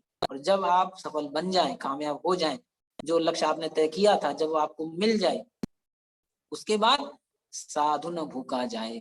उसके बाद जितनी भी मदद किसी की भी हो सके, तन से हो सके तन से, धन से हो सके धन से, धन से ना हो सके मन से, वाणी से, वचन से, चाहे जैसे हो, ठीक है। तो आप जिस भी प्रकार से, जहां भी, जैसे भी, जिस तरह भी, जिसकी मदद कर सकते हैं करिए, क्योंकि जब आप किसी की मदद करते हैं, आप जो बोते हैं वही काटते हैं। आप जब मदद करते हैं ना, तो वही मदद आपके ऊपर लौट कर आती है और वही आपको एक दिन इतनी ऊंचाइयों पर पहुंचा देते हैं कि आप सोच नहीं सकते।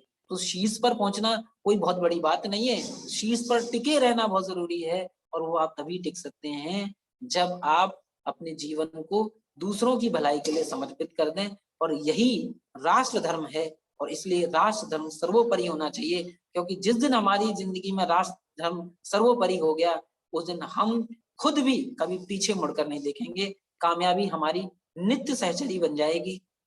ठीक है, इन्हीं शब्दों के साथ मैं अपनी वाणी को विराम देना चाहूंगा और 2 शब्दों में अपनी बात को कहूंगा कि आज शिद्दत से करो कोशिश चिराग जलाने की, आज शिद्दत से करो कोशिश चिराग जलाने की, कौन जाने तुम्ही से कल रोशन सारा जहां हो, कौन जाने तुम्ही से कल रोशन सारा जहां हो। नमस्कार। बहुत खूब श्याम सुंदर जी, इट्स रियली वेरी इंस्पायरिंग जो बात आज आपने कही, दैट गिव एंड टेक, ये गिव वाली जो लिस्ट है हमारी वो सबसे ज्यादा होना चाहिए, उसका बदला हमेशा ज्यादा होना चाहिए। जो बोते हैं वही पाते हैं, और कितना दे सकते हैं, यही है राष्ट्र धर्म। Thank you so much for wonderful speech and a very inspiring note today. मैं एक बार फिर से अपने सारे ही श्रोताओं का यहाँ पे अभिनंदन करती हूँ, रुचि सिंह जी, कल्पना जी, मनीषा जी, प्रभात कुमार शुक्ला जी, मनीषा जी, और हमारे साथ जितने लोग आज यहाँ पे जुड़े हैं, आर के सिन्हा जी, प्रेम प्रकाश मेहरा जी, सपना पटेल जी, सुनील खेतान सर जो हमारे साथ ऑलरेडी इस स्पीच में हैं, विनय मिश्रा जी, विनोद कुमार पांडे, मैं सभी का अभिनंदन करती हूँ, रविकांत शुक्ला जी, सभी का अभिनंदन करती हूँ इस प्रोग्राम में। I may now request all the audience kindly raise your question. It is a Q&A round. अब यहाँ पे हम कुछ questions लेंगे. Kindly raise your hand. आप अपना हाथ raise करें और I'll take you in the web room. आप unmute करें.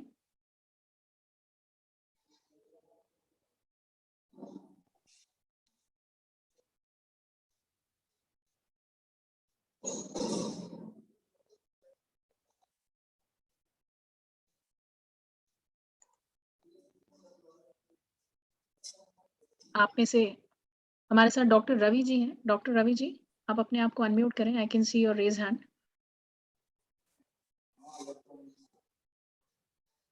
डॉक्टर रवि रमेश जी. जी नमस्ते सबको, और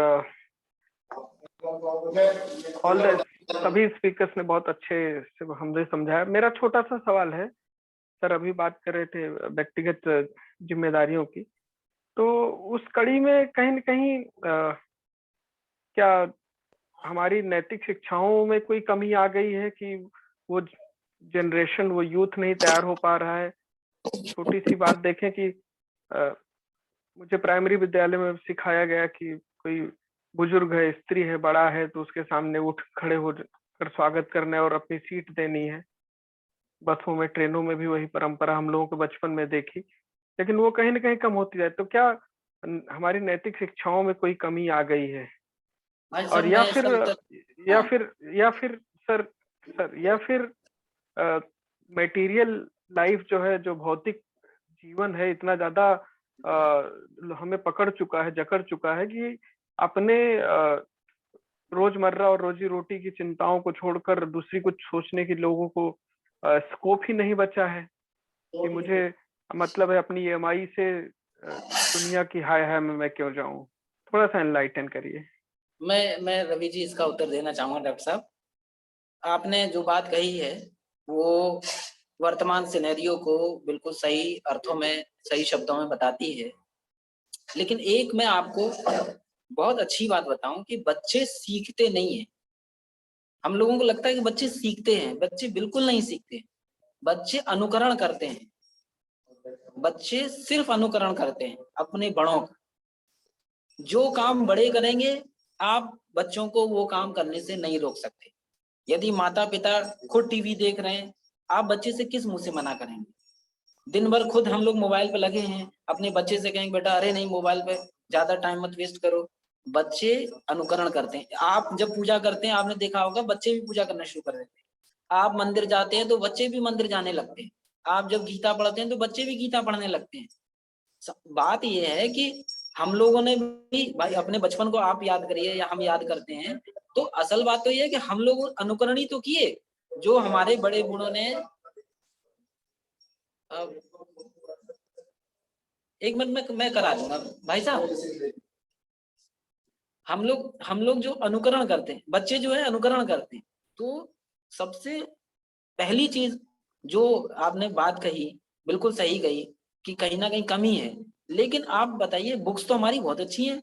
कौन सी बुक ऐसी है जो हमको कोई खराब चीज सिखा रही है? सभी बुक्स के अंदर बहुत अच्छी अच्छी चीजें लिखी हैं। टीचर भी बहुत अच्छी अच्छी चीजें समझा रहे हैं। लेकिन टीचर ये नहीं समझ पा रहे कि बच्चे सीखते नहीं है, अनुकरण करते हैं। वो अपने गुरु के आचरण से सीखते हैं। हम में से प्रत्येक का दायित्व है। आपने देखा होगा हम लोगों के जो टीचर थे कितने हाई उनके मतलब करेक्टर के लिहाज से, आचरण के लिहाज से कितने उच्च स्तर के उनके संस्कार थे। उन्हीं को हम लोग आज फॉलो कर रहे हैं। जो हमारे टीचरों ने हमको सिखाया अपने आचरण से, आज हम उन्हीं को, उन्हीं आचरणों को, उन्हीं संस्कारों को आज हम लोग दोहरा रहे हैं। तो आवश्यकता है कि जो एजुकेशन सिस्टम है उसको, तो देखिए सब बात ये है कि हम लोग कहते हैं एजुकेशन सिस्टम चेंज हो जाए, लेकिन हम लोग उतनी वो पावर नहीं ना तो हम सिस्टम को चेंज कर सकें। कोई बात नहीं, हम खुद को चेंज कर सकते हैं। हम एक चीज समझ लें, खुद संस्कारों से हमको ओतप्रोत होना है। और वो कैसे होंगे? अपनी जो हमारी धार्मिक पुस्तकें हैं, चाहे गीता है, रामचरितमानस है, जब हम पढ़ेंगे, हमारी यंग जनरेशन पढ़ेगी, हमारे बच्चे पढ़ेंगे, ठीक है। जब हम खुद थोड़ी बहुत ध्यान साधना करेंगे, अपने अंदर संस्कार लाएंगे, तो हमारे बच्चे भी लाएंगे, हमारी आगे आने वाली पीढ़ी भी लाएगी। तो हम में से प्रत्येक की जिम्मेदारी है कि जो बुक्स के अंदर, जो स्कूलों के अंदर सिखाया जा रहा है वो तो सिखाएं, कोई दिक्कत नहीं है, लेकिन आचरण से सिखाना है। जब आप खुद मेहनत करेंगे तो बच्चे भी मेहनत करेंगे। तो मुझे लगता है कि जो बात आपने सही कही कि हम पूरे दिन हाय माया EMI भरने में लगे हुए हैं, कोई भी ये नहीं देख रहा है कि बच्चों के अंदर संस्कार आ रहे हैं कि नहीं। और एक बात मैं हमेशा कहता हूँ, बच्चे पढ़ने में होशियार हों या ना हों, यदि उनके अंदर संस्कार अच्छे हैं तो उनको कामयाब होने से कोई नहीं रोक सकता। और यदि उनके अंदर संस्कारों की कमी है, कितना भी वो पढ़ लें, वो विध्वंसकारी ही साबित होंगे। वो सिर्फ विध्वंस ही करेंगे, कभी वो कंस्ट्रक्शन नहीं कर सकते। शुक्रिया श्याम सुंदर जी। और हमारे पास कुछ और भी यहाँ पे हैंड रेज हुए हैं। वी हैव संजीव सर और ममता जी हमारे साथ जुड़ी हुई हैं। तो मैं पहले ममता जी को ले लेती हूँ। Mamta ji, kindly unmute yourself and you can raise your question. Sir Padma sir कुछ कहना चाहते हैं? सर अनम्यूट करें आप अपने आप को। हाँ, तुमने म्यूट करा हुआ था, मैं कई बार म्यूट आया था। मेरे दो सवाल हैं आदरणीय पाठक जी से और air vice marshal Om Prakash ji से। पहले मैं ओम प्रकाश जी से कहना चाहूंगा कि सर, आज की पीढ़ी को वो घटनाएं नहीं मालूम है 1962 की, कि जब चाइना ने अटैक किया और हमारी करीब करीब 43,000 वर्ग किलोमीटर जमीन पर उसने हड़प लिया। और उस समय अगर हम चाहते तो अपनी एयरफोर्स का इस्तेमाल करके और वो जमीन उनको हड़पने नहीं देते और वो युद्ध में हम विजय प्राप्त करते, क्योंकि हमें लगता है कि जो पीएलए थे, उनकी पीपुल्स लिबरेशन आर्मी, वो एक शुद्ध आर्मी नहीं थी और उनके पास शायद एयरफोर्स भी नहीं था। तो मैं चाहूंगा कि उस विषय पर आप विस्तृत रूप से प्रकाश डालें, क्योंकि आज की जनरेशन को, हमारे बाद की जनरेशन, मैं तो उस समय बच्चा था और मुझे अच्छी तरह से याद है, लेकिन आज की जनरेशन को ये मालूम होना चाहिए। नंबर 2, 1 मिनट सर, मैं पहले पाठक जी से भी कह दूं कि पाठक जी, आपने कहा कि क्या स्वाधीनता के बाद कोई क्रांति हुई? नहीं, क्रांति हुई, और भ्रष्टाचार को लेकर क्रांति हुई, समग्र क्रांति हुई। 1975 में देश की प्रधानमंत्री भ्रष्ट आचरण की दोषी पाई गई हाईकोर्ट से, और उसके बाद लोकनायक जयप्रकाश नारायण ने जो है एक बहुत बड़ी क्रांति की थी। लेकिन दुर्भाग्य ये था कि उनमें कुछ लोग ऐसे थे जो भ्रष्टाचार के मिटाओ के नाम पर जो है सत्ता में आए, और उन्होंने सत्ता की मलाई में सोशल जस्टिस के नाम पर कुछ इतना भ्रष्टाचार फैलाया कि वो भ्रष्टाचार और जातिवाद के पर्याय बन गए। मैं उसकी पूरी विस्तृत चर्चा नहीं करना चाहूंगा।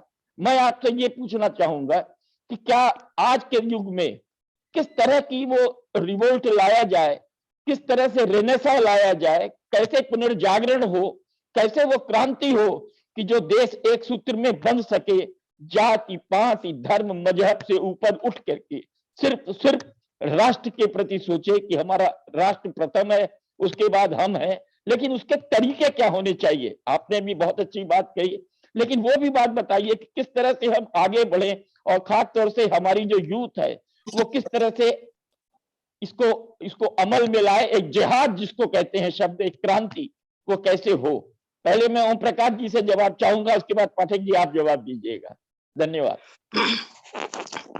ठीक है सर, मैं 1962 वॉर के बारे में जितना भी मैंने भी पढ़ा है, बिकॉज मेरा जन्म 1961 में हुआ था। दरअसल देखिए, हम लोग की इतनी हालत खराब नहीं थी कि जितना हमने चाइना को दे दिया। अब चाइना को हम क्यों नाराज नहीं करना चाहते थे, क्यों नहीं नाराज करना चाहते थे? उस समय सरकार की क्या कंपल्सन थी, इनको विजडम में छोड़ दिया जाए। लेकिन हमारी एयरफोर्स उस समय काफी अच्छी, मैं ये कहूंगा कि हमारे जो जितने रिसोर्सेज थे, हमने पूरे रिसोर्सेज के साथ उनका सामना नहीं किया। एक और कह सकते हैं कि हमने गिव अप कर दिया था, बिकॉज चाइना उस समय भी कोई ज्यादा डेवलप नहीं कर चुका था। चाइना कोई आगे नहीं था। चाइना की आजादी 1949 जब भी मिली थी, उसका ग्रोथ बाद में बढ़ा। लेकिन हमारी जो मेन एडवांटेज थी, एयरफोर्स के बारे में थोड़ा सा बताना चाहूंगा कि उसके पास तो एयरफोर्स भी नहीं थी सर। हेलो, उसके पास तो उस समय एयरफोर्स भी नहीं थी, बहुत कमजोर थी सर। मतलब जो भी है, अभी भी आज की डेट में भी उनके पास जो एयरफील्ड्स हैं, वहां पर उनके जो फाइटर एयरक्राफ्ट है पूरे बॉम्ब लेकर उड़ नहीं सकते हैं, बिकॉज वो सर्टेन एलिवेशन पर है। जबकि ये एडवांटेज हमारे पास है अभी कि हमारे जो हाशीमारा, बागडोगरा जो भी एयरफील्ड्स हैं वो सी लेवल पर हैं, वो फुल आर्मामेंट लोड लेके एयरबोर्न होके जा सकते हैं। इस बार भी जो स्टैंड डाउन हुआ था, जो स्टैंड ऑफ हुआ था, उसमें भी सबका माध्यम, सबका रोल है, आर्मी एयरफोर्स कंबाइंड।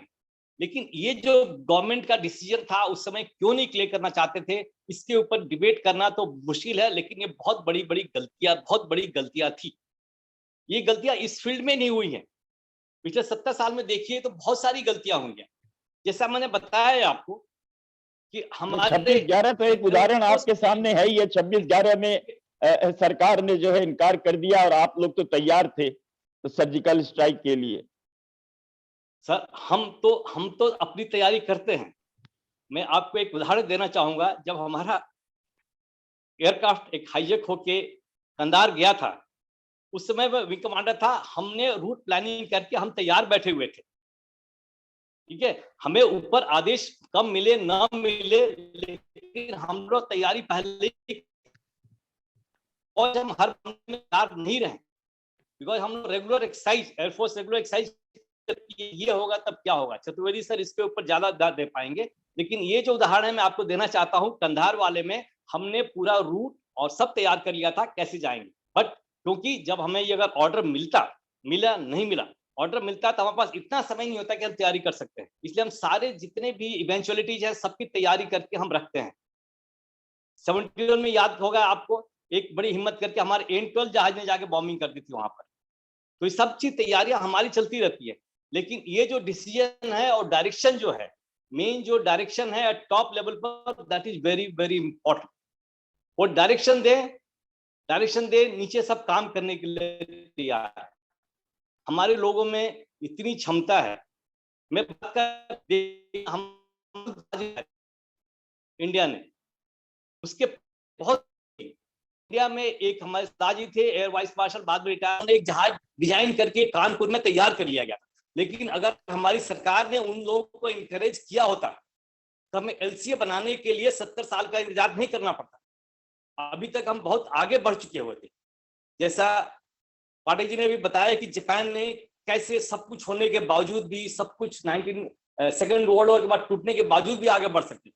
लेकिन हमारी प्रतिभाओं को, हमारे लोगों की क्षमताओं को, लोगों को इनकरेज नहीं किया गया, आगे नहीं बढ़ने दिया गया। उदाहरण जैसे बताते हैं कि फुटबॉल की टीम हमारी बहुत अच्छी हुआ करती थी।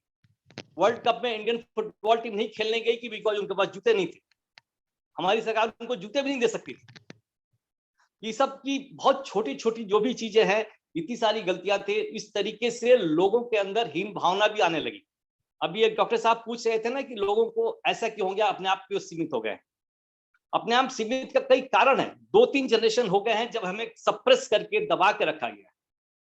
लोग दुखी होके, परेशान होके अपने आप में सीमित हो गए हैं। लेकिन अभी वातावरण कुछ और हो चुका है। हमें लोगों को बताना है कि अभी वो कंडीशन नहीं है, वो गरीबी नहीं है, वो मजबूरियां नहीं है, बल्कि सब जगह, सब फील्ड पर, सब जगह कुछ कुछ काम हो रहा है। अभी जरूरत जो है सब लोगों को अपने फील्ड में, सफाई हो या पढ़ाई हो या किसी का योगदान हो, या 4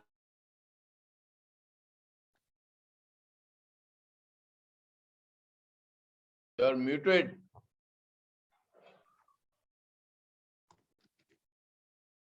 म्यूट हो गया सर आपका। तो सॉरी वो म्यूट कर दिया था, वो कॉल बीच में। हेलो,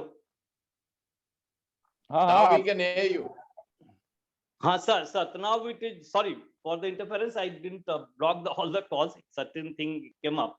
तो सर ये जो है ना, हमें लोगों को इकट्ठा करना है और अंदर की भावना जगानी है। अभी हमारे पांडे जी बता रहे थे ना कि जो सो रहे हैं उनको जगाना है, जो चल रहे हैं उनको दौड़ाना है, जो दौड़ रहे हैं उनको ये सबसे ज्यादा जरूरी है। और जो प्राइमरी स्कूल के एजुकेशन की बात है, हमने भी जो संस्कार पढ़े हैं, आप देखिए आजकल सबसे ज्यादा नेग्लेक्टेड जो हो गया है हमारे गांव के प्राइमरी स्कूल हो गए, पर्टिकुलरली गवर्नमेंट स्कूल्स, जहां पर कि बच्चे नहीं जा रहे, कोई पढ़ाई नहीं कर रहा। उन टीचर्स को भी समझाना पड़ेगा पहले। मैं इसका उत्तर देना चाहूंगा भाई साहब। हाँ, सर प्लीज। मैं आपको बताऊं 1962 की जो आपने बात की, देखिए एक आपने शेर सुना होगा कि लम्हों ने खता की, सदियों ने सजा पाई, है ना। वो लम्हों की गलती थी और सदियों की सजा हम लोगों ने भुगती। और आप चाहे 1192 का तराइन का द्वितीय युद्ध देख लीजिए, चाहे बक्सर का, प्लासी का युद्ध देख लीजिए, चाहे पानीपत का युद्ध देख लीजिए, हम लोगों ने जो जो गलतियां की उसकी सजा पाई। और सबसे बड़ी सजा थी कि जो उच्च पद पर बैठा हुआ व्यक्ति जब निर्णय ही नहीं लेगा तो नीचे करोगे क्या। जो बात आपने कही ना कि हम तो तैयार बैठे थे, ये हमारे बच्चों को पढ़ाया जाना चाहिए। आज कोई भी नहीं पढ़ाता। मैं इस बात को पिछली बार भी कहा था, इस बार मैं आज जरूर कहूंगा इस बात को। यदि हम चाहते हैं कि अपने बच्चों के अंदर राष्ट्र धर्म के बीज बोदें तो उन्हें इतिहास की पुस्तक पढ़ाओ। और वो नहीं जो वामपंथियों ने लिखी है, वो नहीं जो अंग्रेजों ने लिखी है, वो जो राष्ट्र प्रेम से ओतप्रोत लोगों ने लिखी है, वो पुस्तकें हमको पढ़नी है। वो बताएंगी, क्योंकि उन्होंने हम बताया है कि हम लोग कितने शक्तिशाली थे। लेकिन जैसे कि मैंने पिछली बार भी बताया, जब मोहम्मद गजनवी भारत पर आक्रमण कर रहा था, बार बार हार रहा था, तो नदी के इस पार उसका तंबू था, उस पार जो है वो भारतीयों का तंबू था। तो शाम का समय जब उसने देखा कि बहुत सारा धुआं उठ रहा है, उसको लगा कि शायद आग लग गई कहीं। तो उसने अपने सेनापति को बुलाया, उसने कहा कि क्या ये भारतीय खेमे में क्या आग लग गई है। बोले नहीं साहब, यहाँ आग नहीं लग गई, यहाँ हर जाति का अलग अलग चूल्हा है और कोई भी किसी दूसरे के साथ भोजन नहीं करता है। हर जातियों के अलग अलग चूल्हे हैं, और चूंकि चूल्हे बहुत सारे हैं इसलिए धुएं भी बहुत सारे उठ रहे हैं, और ये सब उसी का धुआं है। वो तभी समझ गया था कि अब हम भारत को जीत लेंगे। जनरल चतुर्वेदी सर कुछ कहना चाहते हैं सर?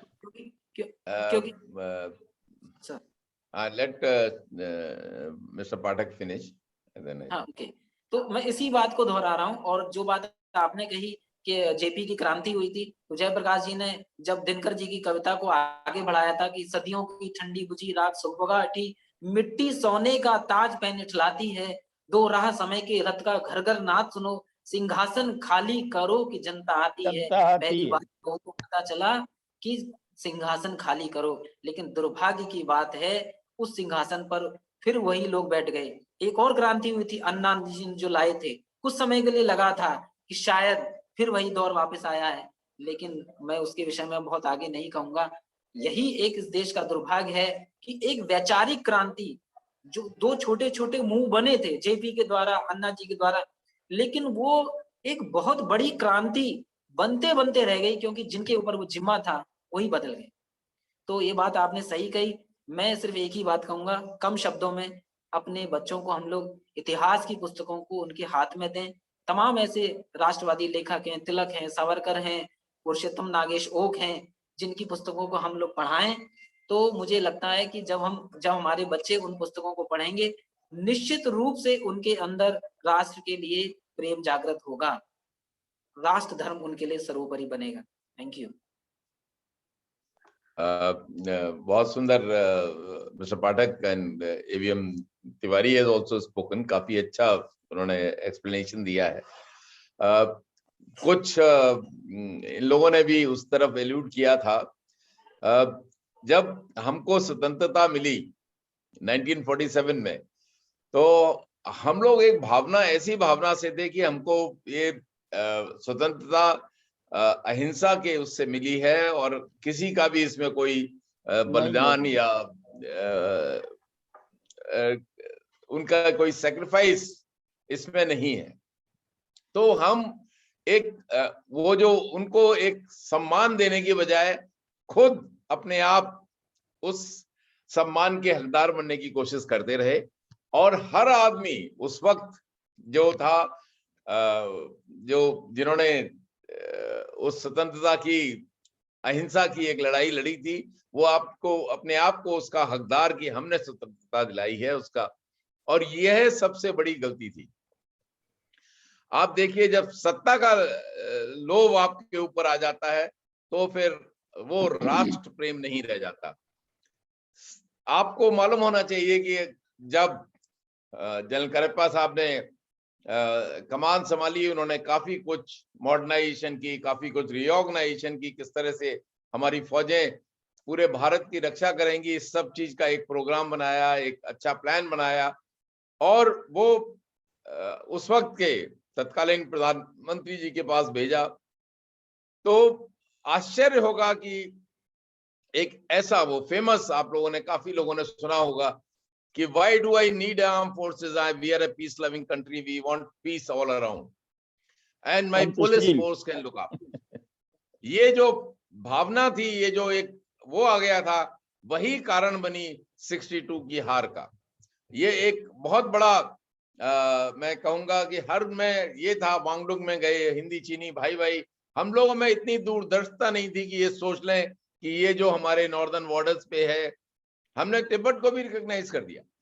क्या मतलब ऑटोनोमस उनको चाइनीज का ऑक्यूपेशन मानने लगे। ये सब चीजें गलतियां हुई उस वक्त, लेकिन हमारी फौज की वीरता, हमारे फौज की जवानों के बलिदान को हम उस लड़ाई में 62 की रजांगला की लड़ाई की मैं इस बार आपको उदाहरण दूंगा। 120 जवान रजांगला में थे, 1500 चीनी सैनिकों ने करीब 5 और 6 वेव्स के अंदर उस रजांगला की पहाड़ी पे हमला किया। लेकिन मेजर शैतान सिंह, 13 कमाऊ, चार्ली कमनी के 113 जवान वहां पर उन्होंने अपना सर्वोच्च बलिदान दिया। और जो 7 आदमी बचे थे वो भी घायल थे और लड़ने में असमर्थ थे। उसके बावजूद रजांगला चाइनीज के कब्जे में नहीं गया। तो क्या ये बात। इस तरह की भावनाएं थी, इस तरह के वीर थे, इस तरह के बलिदानी थे, इनकी कमी नहीं रही। लेकिन हमारे जो वहां के उस वक्त के कुछ ऊपर लोग थे, उनमें दूरदर्शिता की कमी थी। वो समझते थे कि शांत स्थापित करने के लिए फौज की जरूरत नहीं है। मैं आपको बिल्कुल शब्द ऐसे बिल्कुल क्लियर शब्दों में बोलना चाहता हूं कि शांति तभी स्थापित हो सकती है जब आप में सक्षम हो, आप में अच्छी सशस्त्र सेनाएं हो, आप मजबूत हो। एक strong arm forces is a guarantee for peace. That's the arm forces are not meant to fight, they are meant to establish peace. And that is the, जब जिस दिन हमारा नेतृत्व समझ लेगा, और जैसा अभी बालाकोट में हुआ, एक अलग नेतृत्व था। बालाकोट का जो निर्णय था वो कोई आसान निर्णय नहीं था, बहुत कठिन निर्णय उस था। निर्णय को लेने वाला ऐसा नेतृत्व हमको चाहिए, ऐसा देशभक्त हमको चाहिए, ऐसा राष्ट्रभक्त हमको चाहिए। और अनुकरण और अनुसरण की बात जो पाठक जी ने बोली, that is a very good thing. आपके जब उदाहरण आप अपने बच्चे को जब कह देते हो, जब घर में होते हो, कहते हो कह देना, कोई आपके दरवाजे पे आता है तो कह देना घर में नहीं है। वो एक ऐसा वो बिगनिंग है कि वो बच्चा सीखता है झूठ बोलना। जी चतुर्वेदी आप साहब, जब घर में हमारे अपना माहौल बनाते हो कि कोई आदमी आपने कमीशन देने आ रहा है, ये करने आ रहा है, वो नेक्स्ट जनरेशन आप बर्बाद कर रहे हो। जब आप अपने घर में एक अच्छा वातावरण रखेंगे, माता पिता की सेवा करेंगे, गुरुओं का सम्मान करेंगे, एक सादा जीवन जिएंगे, अपने पूजा पाठ करेंगे, बच्चों को रामायण और अच्छी चीजें बताएंगे, एक जनरेशन बनेगी, एक चरित्र बनेगा, एक व्यक्ति का निर्माण होगा। और ये जरूरत है हम अपने उन महानुभावों को, ईश्वर चंद्र विद्यासागर को, बाल गंगाधर तिलक को, उधम सिंह को, शहीद भगत सिंह, चंद्रशेखर आजाद, राम प्रसाद बिस्मिल, इनको कभी ना भूलें। इनकी कथा, इनकी गाथाएं जन जन में पहुंचाएं। हमारा देश आज भी, मैं कहता हूँ, राष्ट्रभक्त है, हृदय से राष्ट्रभक्त है, और वो बना रहेगा। लेकिन वो एक ज्वाला उत्पन्न करने की जरूरत है, उनको सही दिशा दिखाने की जरूरत है। आज ये ज्वाला उत्पन्न हो गई और आप देखें कि क्वेश्चनों की जो है एक लड़ी सी लग गई है, सबके हाथ ऊपर उठ गए हैं। And we will take the question quickly, we will take the question very precisely. I think short question होगा, शॉर्ट रिप्लाई होगा, तो हम लोग क्विकली क्वेश्चन लेंगे। ममता शुक्ला जी, या Mamta Shukla ji, kindly unmute and. Yes, thank you ma'am, thank you so very much. मेरा प्रश्न सिर्फ इतना है, सर के वक्तव्य बहुत अच्छे थे। मेरा प्रश्न सिर्फ इतना है कि जैसे मैं एक मुहिम से जुड़ी हूँ और उसमें हम लोगों ने प्रोवाइड किया कि नीट के लिए हम बच्चों को बहुत कम पैसे में ही पढ़ाएंगे, या नहीं भी होंगे उनके पास तो भी पैसे पढ़ाएंगे, लेकिन रिस्पॉन्स बहुत कम आया। और हम गांव के बच्चों को जोड़ना चाहते थे, जो सचमुच में जिनके पास वो सुविधाएं नहीं है। ऑनलाइन था, ऑफलाइन इसलिए नहीं था कि हम दूर तक जाना चाहते थे। बट ये जो उदासीनता है, मुझे इसके बारे में पाठक जी से बात करनी कि ये उदासीनता, इससे हम कैसे लड़ेंगे। हम सब कुछ प्रोवाइड करने को तैयार हैं, फिर भी बच्चे आने को तैयार नहीं है, उन तक बातें जाने को तैयार नहीं है। आप कैसे किसी चीज को करेंगे अगर आपको लोग नहीं मिलेंगे तो? मैं बहुत अच्छा सवाल है आपका। राम जी, यदि आपकी अनुमति हो तो हम 1-2 क्वेश्चन और ले लें और फिर उसके बाद आप सभी लोगों के उस पे ओपिनियन ले लें। मैं इसका उत्तर शॉर्ट में दे दूं, फिर सवाल करते हैं। जी, मैंने, ममता जी, जो बात आपने कही, ये हर उस व्यक्ति की पीड़ा है जो व्यक्ति समाज को बदलने की कोशिश करता है। शुरुआत में जोश रहता है, धीरे धीरे करके जो है वो ठंडा पड़ने लगता है। उसको लगता है कि यार मैंने ये किया, वो किया। ये लगभग सबके साथ है, सबके साथ ऐसा होता है।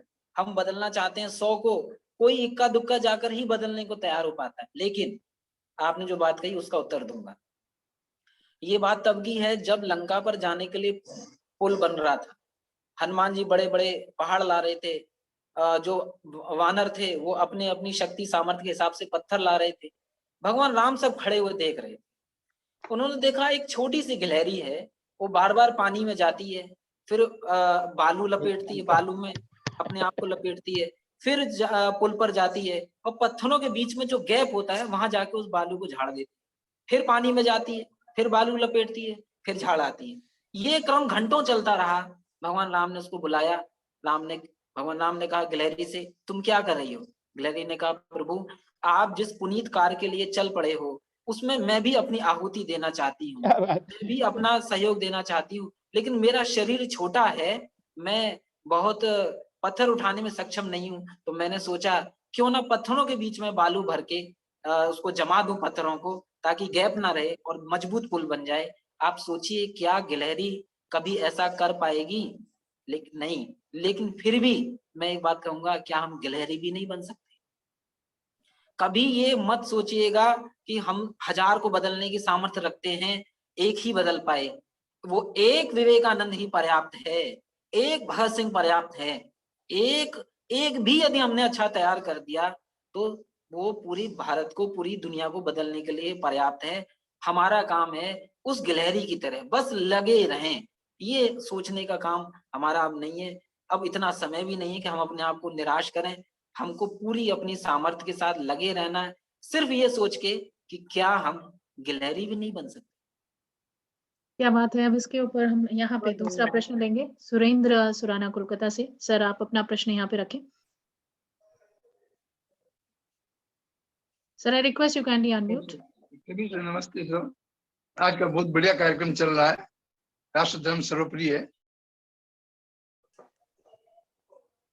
क्या हमारे संविधान में राष्ट्र धर्म का डिफाइन किया हुआ है? ये राज्य धर्म को राजा सिर्फ राज्य संभालता है, उसकी क्या इतनी जिम्मेवारी है या और भी कोई अन्य कर्तव्य है?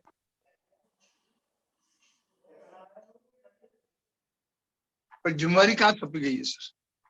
क्या संविधान में इस तरह से कोई प्रावधान है कि राष्ट्र धर्म और राज्य धर्म में कोई फर्क है? देखिए मैं आपको बताऊं भाई साहब, हमारे संविधान के अंदर बहुत सारे शब्दों को डिफाइन ही नहीं किया गया है। राष्ट्र धर्म, राज धर्म, इवन जब 42वां संविधान संशोधन हुआ और पंथ निरपेक्ष शब्द और ये सब शब्द जोड़े गए, उन तक को डिफाइन नहीं किया गया। बहुत सारी चीजें आज भी हमारे संविधान के अंदर बची हैं जिनको डिफाइन करना, जैसे समाजवाद जब शब्द जोड़ा गया, तो समाजवाद शब्द जब जोड़ा गया तो समाजवाद की जो वास्तविक अवधारणा है सोशलिज्म की, वो तो हमारे समाज में है ही नहीं। तो ये एक समस्या है। हमको चीजों को रीडिफाइन करना पड़ेगा, हमको इतिहास को रीराइट करना पड़ेगा, फिर से लिखना पड़ेगा चीजों को। हमको नए संदर्भों में चीजों को समझना पड़ेगा, बताना पड़ेगा यंग पीढ़ी को, और ये भी बताना पड़ेगा कि राजधर्म और राष्ट्र धर्म देखिए एक ही है, और सबसे बड़ा राष्ट्र धर्म है हम जिस पद पर हैं, हम जिस भूमिका में हैं, उस भूमिका को ये सोचकर सबसे अच्छे से निभाएं कि यही मेरी देश सेवा है। बहुत खूब श्याम जी। राज्य ही राष्ट्र का भाग है और ये हम सभी लोगों का कर्म है कि राष्ट्र के लिए सोचें। अगला क्वेश्चन हमारे पास है संजीव जी से, IIT रुड़की से हैं। Sanjeev sir kindly. Thank you so much. मेरा सबमिशन प्रश्न दोनों उसी में समाहित है। मेरा ये कहना है कि जिस देश के अंदर में आज भी वोट 100 रुपए, 50 रुपए या किसी गिफ्ट के आधार पर जो है आज भी वोट डाले जाते हैं, वो जो तबका है, वो जो समाज है, वो पूरे देश के अंदर में निहित है। मुझे लगता है कि ये इस जो उच्च समाज है, जो समृद्ध समाज है, उसकी एक नैतिक जिम्मेदारी बनती है कि उसको सेंसिटाइज करे, उसको अपने साथ में लगाए, उसको जो है, क्योंकि हर चीजें सरकार नहीं कर सकती है कि शिक्षा के जैसे टीचर्स का है, टीचर्स की अपनी लिमिटेशंस है। तो मेरा जो क्वेश्चन है वो यही है कि जो हम समृद्ध लोग हैं, हम जो मतलब उनको अपने घरों में नहीं हमें लाने की बात कर रहा हूँ, लेकिन हमारी क्या जिम्मेदारी है उनके प्रति, उनको करने के लिए, उनकी फैमिली को पढ़ाने के लिए। हमारे आस पड़ोस में रिक्शा चालक रहते हैं, ऑटो वाले रहते हैं। मेरा है कि ताकि उनको सेंसिटाइज करके एक सिविलाइज्ड सिटीजन बना के जो है, और देश को मतलब उनका देश के निर्माण में उनका भी सहयोग हो सके, इसको थोड़ा एनलाइटन कीजिए। हमारी क्या भूमिका है? इसका भी उत्तर मैं देना चाहूंगा। आपने 2 बातें कही और दोनों को मैं कनेक्ट करूंगा। सबसे पहले अदम गोंडवी जी की कविता जो वो लिखते हैं कि जब नगीचे चुनाव आवत हैं, भात मांगो पुलाव आवत है, कि आप चावल मांगो पुलाव आएगा। जैसे ही चुनाव आते ही आप जो है फ्री की झड़ी लग जाएगी। जब तक इस देश के नागरिक फ्री की चीजों पर बिकते रहेंगे, तब तक लोकतंत्र भीड़ तंत्र बना रहेगा और तब तक ये देश कभी आगे नहीं बढ़ पाएगा। समय है अब हमको इन सब चीजों से ऊपर उठने का, कि हम जब किसी को वोट करने जाएं तो हम जाति धर्म ना देखें, हम ये देखें कि सर्वश्रेष्ठ कैंडिडेट कौन है। और जिस दिन हम ये करने लगेंगे उस दिन राजनीतिक पार्टियां भी मजबूर हो जाएंगी सर्वश्रेष्ठ व्यक्ति को खड़ा करने के लिए। रही बात आपकी दूसरे प्रश्न की कि हम क्या कर सकते हैं, तो आजकल तमाम ऐसे स्कूल्स खुल गए हैं जो गरीब बच्चों को हम लोग फीस भर सकते हैं, पढ़ा सकते हैं। और आपने वो बागवान पिक्चर देखी होगी सबने, वो उसके 4 बच्चे होते हैं अमिताभ बच्चन के, लेकिन सेवा कौन सा करता है? वो 5वां वाला, जो वो गरीब बच्चा जिसकी वो मदद करता है। हकीकत मानिएगा, अपने बच्चे आपकी सेवा करें, आप बहुत भाग्यशाली हैं, लेकिन जिन दूसरों के लिए जब आप जो करोगे वो निश्चित रूप से आपके सुख दुख में आपके साथ खड़े रहेंगे, ये एक गारंटी है इस बात की। इसलिए उनके लिए करिए और अपने लिए करिए। आपके अपने लिए भी ये जरूरी है कि जब आप दूसरों की मदद करेंगे लौट कर वो आप ही के पास आएगी। वो एक बूमरैंग का सिद्धांत होता है ना, बूमरैंग जब चिड़िया को फेंकने के लिए मारा जाता है तो वो लौट के वापस आता है। आप घाटी में चिल्लाइए, जो भी आवाज देंगे वही लौट कर आएगी 10 बार। आप जो बोएंगे वही काटेंगे। इसलिए दूसरों के लिए जब आप करते हो अल्टीमेटली लौट कर वो आप ही के पास आती है। मैं बस इतना ऐड करना चाहूंगा, आज की जो एक पहल है ये भी उस कड़ी में ही है शुरुआत कि हमको जो रुकना नहीं चाहिए, मेरा अनुरोध है। ये बिल्कुल सही कह रहे हैं आप, नॉन स्टॉप होनी चाहिए। श्याम सुंदर जी बिल्कुल सही कह रहे हैं कि कभी भी निराश ना हो। ये छोटा सा प्रयास यही बहुत बड़ी चीज हो जाएगी, ये कारवां बन जाएगा और लोगों का जो एक विचार है वो बदलना लगेगा। इस तरह स्वामी प्रसाद मौर्य जैसे लोग जो हैं, जब अपनी एक पार्टी 5 साल पूरा सत्ता का भोग करके जब दूसरी पार्टी में जाते हैं, इनको निकाल बाहर करें, जनता करेगी, उस दिन से ये सब ठीक हो जाएंगे। बिल्कुल इनकी आइडियोलॉजी नहीं, ये सत्ता का केवल भोग करना चाहते हैं और कुछ नहीं। तो इसलिए इस तरह के लोगों को ना इलेक्ट करें, अपने वोट का सही जो इस्तेमाल करें, तभी ये हो सकता है। मैं आपको एक चीज बताऊं, हिंदुस्तान रिपब्लिक जो पार्टी थी जिसमें चंद्रशेखर आजाद, भगत सिंह थे, कुछ ही लोग थे केवल गिने चुने, और हिंदुस्तान में उन्होंने क्रांति लगा दी। हम भले ही संख्या में कम लग रहे हों, लेकिन इस तरीके के कार्यक्रम अब लगातार होने चाहिए, क्योंकि आजकल सोशल मीडिया के माध्यम से, चाहे वो जूम मीटिंग है, यूट्यूब पर भी ये जा रही है, इस तरीके के थॉट जब बार बार जाएंगे, हमारे युवा देखेंगे, सुनेंगे, निश्चित रूप से फर्क पड़ेगा, निश्चित रूप से क्रांति आएगी। जी ठीक है सर, एक करना चाहूंगा, जिससे आप जब मिलते हैं, धोबी से मिले, मैकेनिक से मिले, किसी से मिले, 2 मिनट समय उनके साथ व्यतीत कीजिए। एग्जैक्टली, बहुत सही।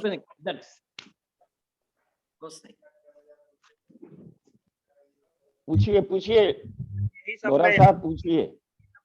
विनय मिश्रा जी, हम सब जो है अपने जो सराउंडिंग्स में लोग हैं उनके साथ इंटरेक्ट करें, उनको स्ट्रेंथन करें, उनको मोटिवेट करें, उनको सेंसिटाइज करें, यही मैं कहना मतलब सुनना चाहता था इस फोरम से। धन्यवाद।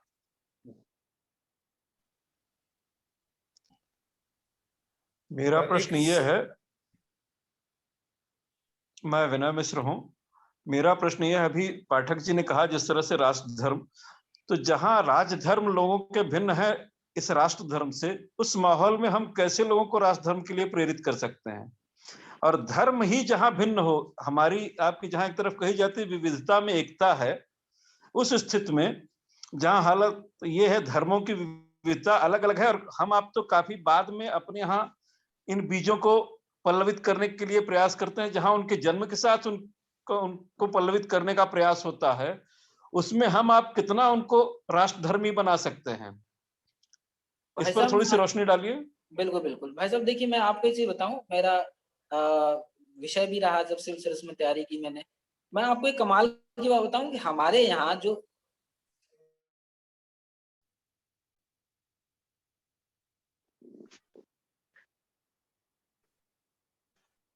मैं इसका जवाब दूं? पदम जी बोलिए। मैं इसका जवाब देना चाहता हूं। जी जी बोले सर। जी देखिए, ये 60s की बात है, 1960 के दशक की बात है।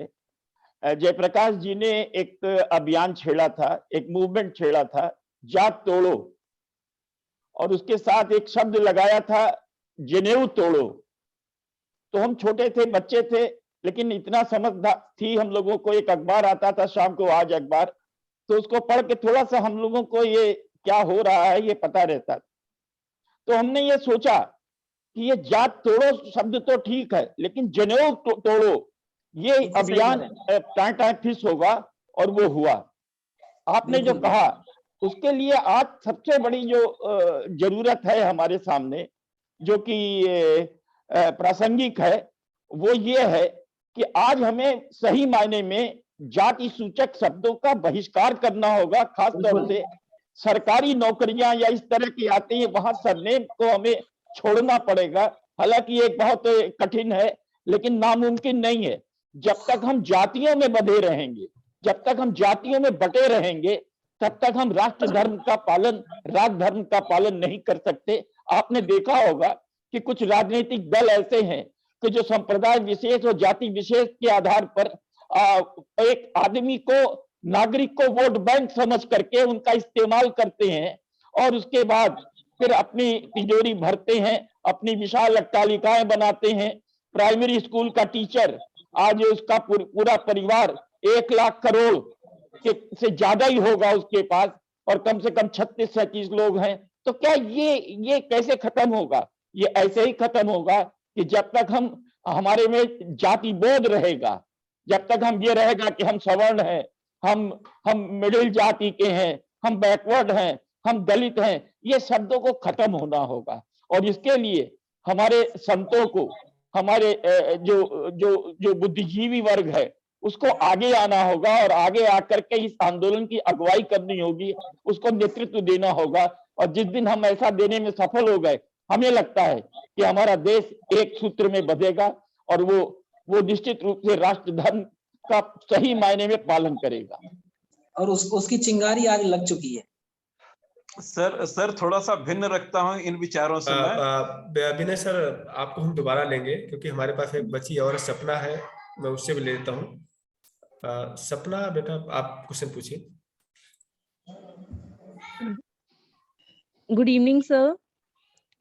सर मैं क्लास 11th की स्टूडेंट हूँ। सर जैसा कि आप बात कर रहे थे, एथिकल चीजों पे फोकस करना चाहिए बच्चों की। सर मुझे ऐसा लगता है कि टीचर्स भी लर्निंग क्रैमिंग पे ज्यादा फोकस करते हैं कि हाँ भाई नंबर ले आओ कैसे भी करके, पेरेंट्स भी कि नंबर चाहिए बस बच्चे से।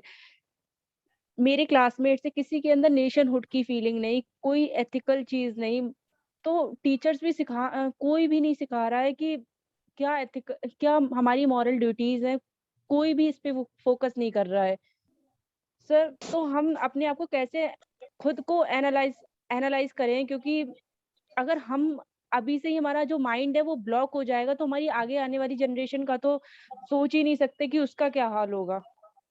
सपना, इसके लिए मैं आपको इसका उत्तर दूं, क्योंकि मैं टीचर भी रहा हूं, और आपने जो बात कही है वो ऐसा है भी।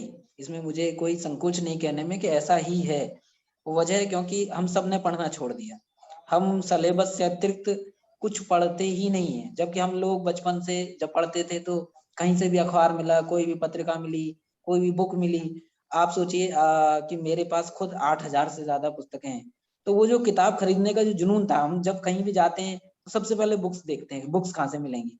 वो जो कीड़ा था जो बचपन से पैदा कर दिया गया, और उन्हीं बुक्स की देन है कि आज हमारी जो सोच पैदा हुई, जो सोच बनी है, ये इन किताबों की देन है। मैं सपना एक बात कहूंगा आपसे कि कोई नहीं कर रहा, कोई बात नहीं, आप करो। एक विवेकानंद बहुत है, वो आप बनो। क्यों नहीं बन सकते? हमको बनना है, लेकिन वो आप केवल सिलेबस की किताबें पढ़कर नहीं बन सकते। आपको सिलेबस के अतिरिक्त भी आपको जहां से भी पुस्तकें मिले, हमारे इतिहास की किताबें, हमारी संस्कृति की किताबें, रामचरितमानस, भगवत गीता, वेद पुराण, और सिर्फ अपनी नहीं दूसरों के भी पढ़ो, ताकि जानो। सत्यार्थ प्रकाश पढ़ो, उसमें देखो बहुत सारी चीजें लिखी हैं। तो इन सारी पुस्तकों को पढ़ो, समय मिलते ही इतिहास पढ़ो, अपना एक मिनट झोंक दो, वेस्ट मत करो, और अपने इतिहास, अपनी संस्कृति, अपनी सभ्यता से जुड़ी हुई पुस्तकों को ज्यादा से ज्यादा पढ़ो।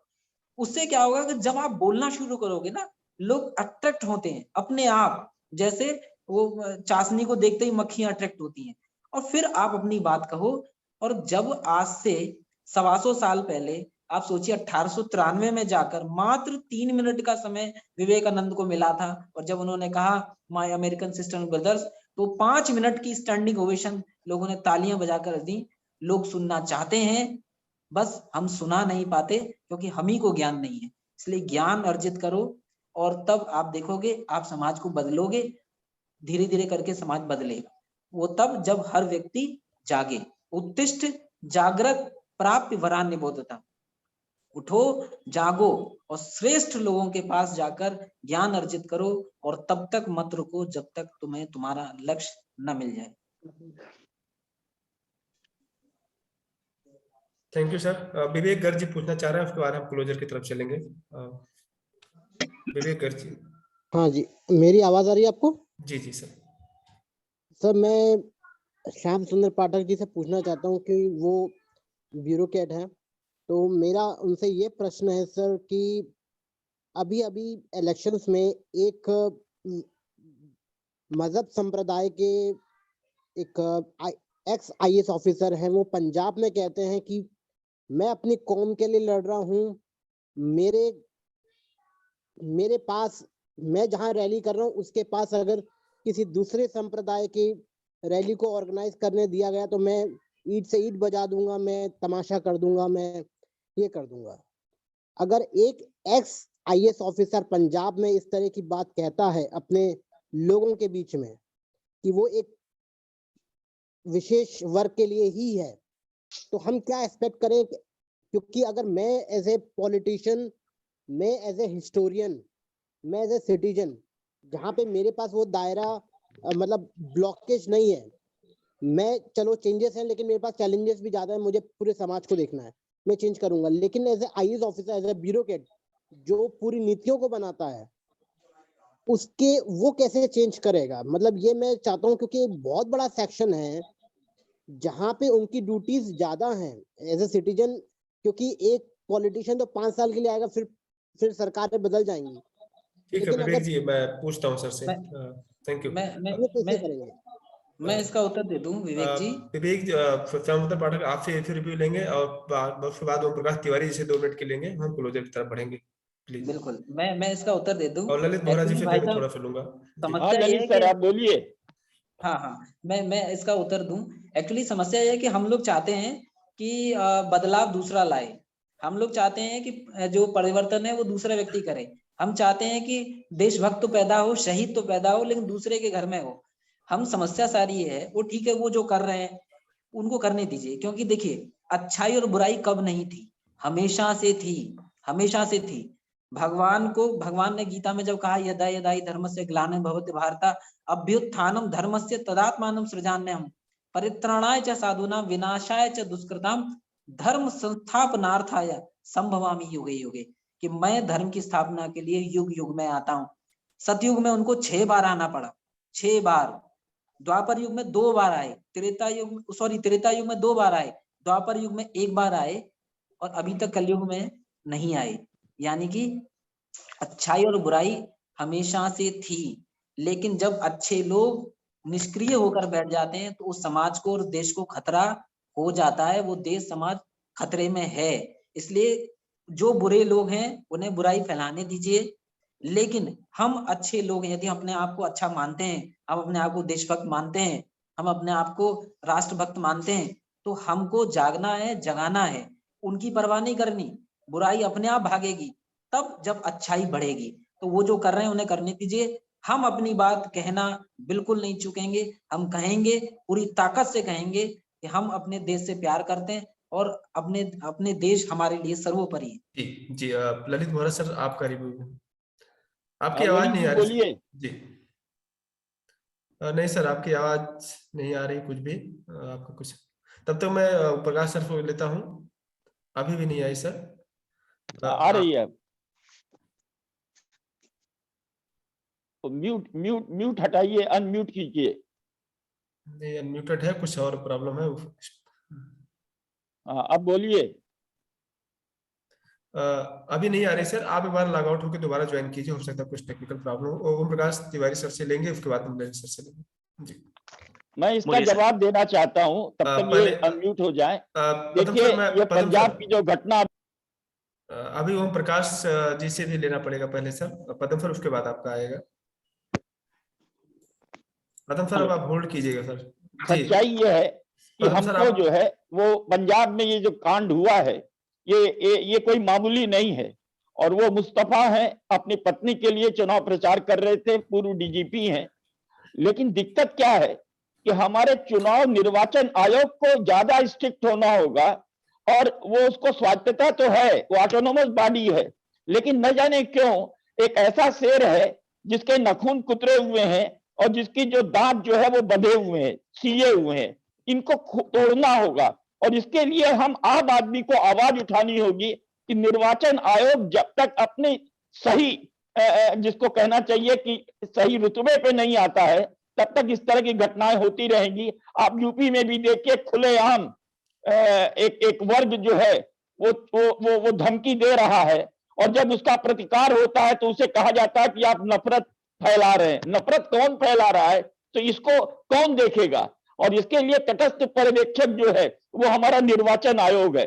तो निर्वाचन आयोग को किस तरह मजबूती दी जाए? अभी देखिए, सुप्रीम कोर्ट में एक रिट दाखिल हुई है और कल सुप्रीम कोर्ट ने चिंता व्यक्त की है कि जिस तरह से पहले वो अभी किसी ने कहा कि 100-200 रुपए बांट करके वोट लेते थे, अब वो रूप बदल गया है। अब यह हुआ है कि उसके पहले जैसे कि बात की भपौती है कि घर का खजाना है कि हम आपको ये दे देंगे, हम आपको 300 बिजली फ्री दे देंगे, हम आपको ये कर देंगे, हम वो कर देंगे। कहां से करोगे? हमारे पैसे से करोगे?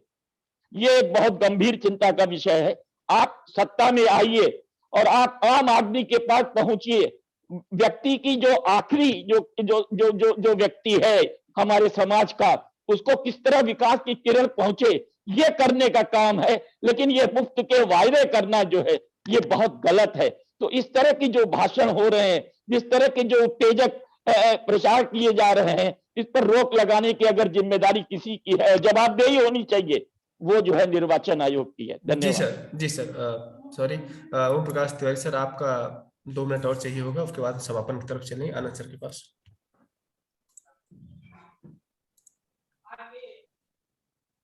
हेलो जी, can you hear me sir? Yes sir. इस विषय में थोड़ा एक ही चीज बोलना चाहूंगा मैं। जिस तरीके से लोग कर रहे हैं, हम लोगों को भी एक्टिव होना पड़ेगा सोशल मीडिया पर, समाज मीडिया पर।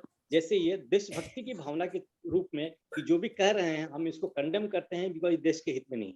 तो लोगों को थोड़ा आगे आना पड़ेगा और कुछ तरीके से जो भी ट्विटर हैंडल या हैंडल है उस पर हम एक्टिव होकर ये मैसेज देता रहना ताकि कन्वे होता रहे। बाकी इलेक्शन कमीशन की क्या ड्यूटी है, भाई साहब जैसा बता रहे थे, टेक देयर ओन टाइम, लेकिन हमें have to come forward to it.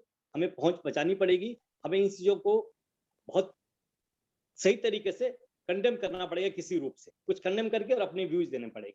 तो सोशल मीडिया पर एक्टिविटी हमारी बहुत ज्यादा जरूरी है, हम इसमें आगे से बढ़ेगा। और दूसरी जो मैडम कहती जो लोगों को पढ़ाना चाहती हैं या लोग नहीं आ रहे हैं, मैं इनको कहूंगा कि हम बाद में कभी मिलेंगे, मैं इस क्षेत्र में इनकी कुछ मदद कर सकता हूँ। जी धन्यवाद सर। सभी लोगों का धन्यवाद, खास करके जिन्होंने क्वेश्चन पूछा।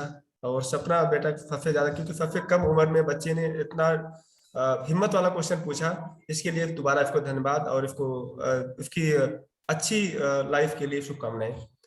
मैं इसी के साथ मैं आनंद सर के पास चलूंगा, क्योंकि हमारे अंतिम पड़ाव में हम लोग पहुंच चुके हैं। तो आनंद सर को इसको समापन की तरफ ले जाएंगे। आनंद सर मैं एक प्रश्न करना चाह रहा था, छोटा। ठीक है, बोलिए। कि आज की जैसे ये बैठक हुई है, आगे से करनी हो तो आप लोग कोई फोन नंबर डाटाबेस ले सर, रहे हैं? हमारा व्हाट्सएप ग्रुप है, आपको ग्रुप में डाल दिया जा रहा है, आप ज्वाइन कीजिए उस ग्रुप से और उसमें आपको इंटीमेशन पहुंचती रहेगी। सर अभी मैंने डाल दिया है। ठीक है, धन्यवाद। Thank you Anand sir. धन्यवाद मिश्रा जी। सबसे पहले आज 26 जनवरी है और आज़ादी का 75 ईयर हो गया है। तो इस अमृत महोत्सव के लिए सबको, आप सबों को एक धन्यवाद और इसकी शुभकामनाएं दे रहे हैं।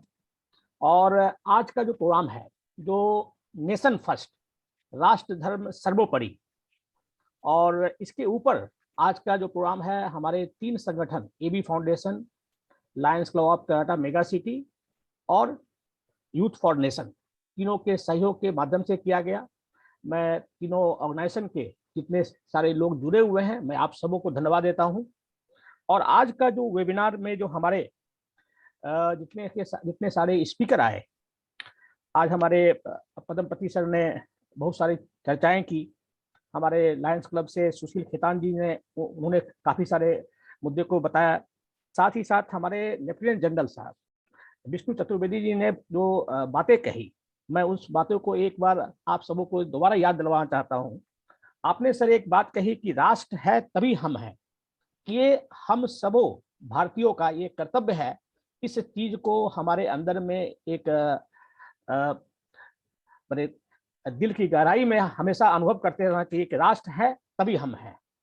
और ये जब आदमी के जहन में जब घुस जाएगा कि राष्ट्र है तब हम हैं, तो हमको लगता है कि हमारे जीवन में हम लोग बहुत सारी जो गलतियां करते हैं उसमें गलतियां भी कम हो जाएगी। साथ ही साथ हमारा जो आपने जो दूसरी चीज जो आपने बताया कि आत्मनिर्भर भारत बन रहा है, आज का जो प्रोग्राम हुआ 26 जनवरी के अवसर पर, और सेना के विभिन्न उपकरण को जो दिखाया गया है जो भारतवर्ष में बन रहा है।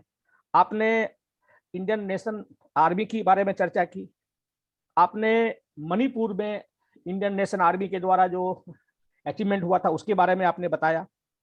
आपने अभी जो मरणोपरांत जो पुरस्कार दिया गया है जनरल बिपिन रावत जी को, आपने उनको उसके बारे में बताया। आपने बेटी बचाओ और बेटी पढ़ाओ जो आज का 26 जनवरी को जो ये प्रोग्राम किया गया है सुबह में गवर्नमेंट के द्वारा, आपने उसके बारे में चर्चा की। साथ ही साथ हमारे जो आज के जो speaker air vice marshal Om Prakash Tiwari ji, जो एयर फोर्स में काफी उच्च और वरिष्ठ पद पर कार्य किए हुए हैं। आपने सर आपने एक चीज बताया कि फौजियों का मोटिवेशन एक ही होता है, वो है देशभक्ति। तो ये जो एक फौज के एक आर्मी का एक सोच है, क्यों ना हम सभी भारतवासी जो 135 करोड़ की आबादी है, कैसे इस सोच को हर एक भारतवासी के अंदर में कैसे जहन में डाला जाए कि देशभक्ति जो है वही हमारा मोटिवेशन का पहला मुद्दा, पहला जो है हमारा अंदर से यही होना चाहिए। इस पर जितने भी आज शिक्षाविद जो जुड़े हुए हैं, जो अपने अपने एजुकेशन इंस्टीट्यूशन से जुड़े हुए हैं, और सारे जितने भी आदमी हैं जहाँ जहाँ पे आप लगे हुए हैं, कैसे इस सोच को हर जनमानस के अंदर में हम लोग इम्प्लांट कर सकें, इसकी एक चर्चा और अपने अपने लेवल पर काम करना चाहिए। आपने सर स्टार्टअप के बारे में आपने बताया, आपने स्किल डेवलपमेंट के बारे में अपनी चर्चा की। साथ ही साथ आपने एक बहुत ही महत्वपूर्ण विषय को उठाया कि स्किल डेवलपमेंट का जो प्रोग्राम होता है ये सिर्फ महानगर में जो दिखाई पड़ रहा है, इसको देश का पिछड़ा क्षेत्र में ज़्यादा फोकस करना चाहिए, ताकि वहाँ जो सोशल अनरेस्ट होता है, माओवादी की जो समस्या है, ये कहीं ना कहीं आदमी का जो बेसिक नीड से जुड़ा रहता है, हम लोग इस समस्याओं को जड़ से खत्म कर पाए। सर आपने देशभक्ति की भावना हमारे स्कूल में बच्चों के अंदर में जगाना है, इसकी बात की, आपने चर्चा की। आपने बहुत सारे जो सेना के जो अचीवमेंट हुए हैं, आर्मी का बहुत सारा अचीवमेंट हुआ है, उसके बारे में आपने बताया। साथ ही साथ हमारे आज के प्रोग्राम के जो दूसरे स्पीकर जो एक ब्यूरोक्रेट हैं, श्याम सुंदर पाठक जी, जो एक शिक्षक भी हैं, आपने धर्म की बेहतरीन और विस्तृत चर्चा की। आपने जापान के बारे में बताया, कैसे जापान जो है पूरा मिट गया था और वापस फिर से कैसे खड़ा हुआ। साथ ही साथ आपने एक बहुत अच्छी बातें कही कि राष्ट्र है, राष्ट्र का मतलब ये नहीं होता है सिर्फ एक देश है, बल्कि उसके नागरिक, उसके प्राकृतिक संसाधन, हम सबों नागरिक का ये कर्तव्य है कि कंट्री का पूरा जो हमारा प्राकृतिक संसाधन है उसकी भी रक्षा करें। साथ ही साथ आपने जो एक बड़ा बेहतरीन एग्जाम्पल दिया कि आम खाने भी हैं और उस आम के वृक्ष लगाने भी हैं, ये बहुत ही खूबसूरत आपने एक उदाहरण के साथ आपने बताया। आपने एक ग्रेटिट्यूड को एक प्रैक्टिस के माध्यम से ए और बी के माध्यम से समझाया एग्जाम्पल, ये आपने बहुत बेहतरीन एग्जाम्पल दिया। मैं इस वेबिनार में जितने सारे लोग जुड़े हुए हैं और बाद में यूट्यूब के माध्यम से जो जुड़ेंगे, मैं आप सबों से निवेदन करूंगा कि ये एग्जाम्पल को 5 मिनट या 10 मिनट जो भी टाइम इसमें लगे, आप लोग सभी इस एग्जाम्पल को प्रैक्टिस में लाएं। साथ ही साथ आपने एक महत्वपूर्ण चर्चा की कि produce more compare to consume. आप जो कंज्यूम करते हैं उससे ज़्यादा आपका प्रोडक्शन होना चाहिए, आपसे ज़्यादा अपेक्षा होनी चाहिए। और आपकी आज का जो हमारे जितने भी स्पीकर हैं, मैं आपको एबी फाउंडेशन की तरफ से और बाकी जो हमारे दोनों इंस्टीट्यूशन जो है यूथ फॉर नेशन और लायंस क्लब की तरफ से, मैं आप सबों जो स्पीकर हैं, आज का जो सेमिनार का जो वंडरफुल और इंस्पायरिंग स्पीच रहा है, मैं आप सबों को धन्यवाद देता हूं। साथ ही आपने श्याम सुंदर पाठक जी ने एक बड़ा अच्छा चीज बताया कि बच्चे सीखते नहीं हैं बल्कि बच्चे अनुकरण करते हैं। ये आपने बहुत ही बेहतरीन बातें कही और इन शब्दों के साथ मैं आप सभी जितने भी पार्टिसिपेंट आज के वेबिनार से जुड़े, मैं आप सबों को एक अच्छे स्वस्थ जीवन की और स्वस्थ जीवन की आपकी आकांक्षा की कामना करता हूं और एक नया भारत और बेहतरीन भारत जिसमें हर एक बच्चा, हर एक जन जन के अंदर में देशभक्ति और नेशन फर्स्ट, राष्ट्र धर्म सर्वोपरि है, इस चीज हम लोग 2, 4, 5 साल में ये डेवलप कर पाए और हम लोग नए भारत का निर्माण करें और हम लोग जरूर करेंगे। इन शब्दों के साथ हमारे सैनिक जितने जुड़े, लेफ्टिनेंट जनरल विष्णु चतुर्वेदी साहब, तिवारी साहब और जितने सारे जुड़े, मैं आप सबों को वंदे मातरम कहते हुए इस वेबिनार को विराम देता हूं और आप सबों से निवेदन करता हूं कि आज वंदे मातरम और जय हिंद के साथ इस प्रोग्राम का एक सैल्यूट देते हुए इस प्रोग्राम को विराम दें। धन्यवाद। जय हिंद, वंदे मातरम, वंदे मातरम, जय हिंद, जय हिंद, वंदे मातरम, वंदे मातरम। जय हिंद। जय हिंद सर। जय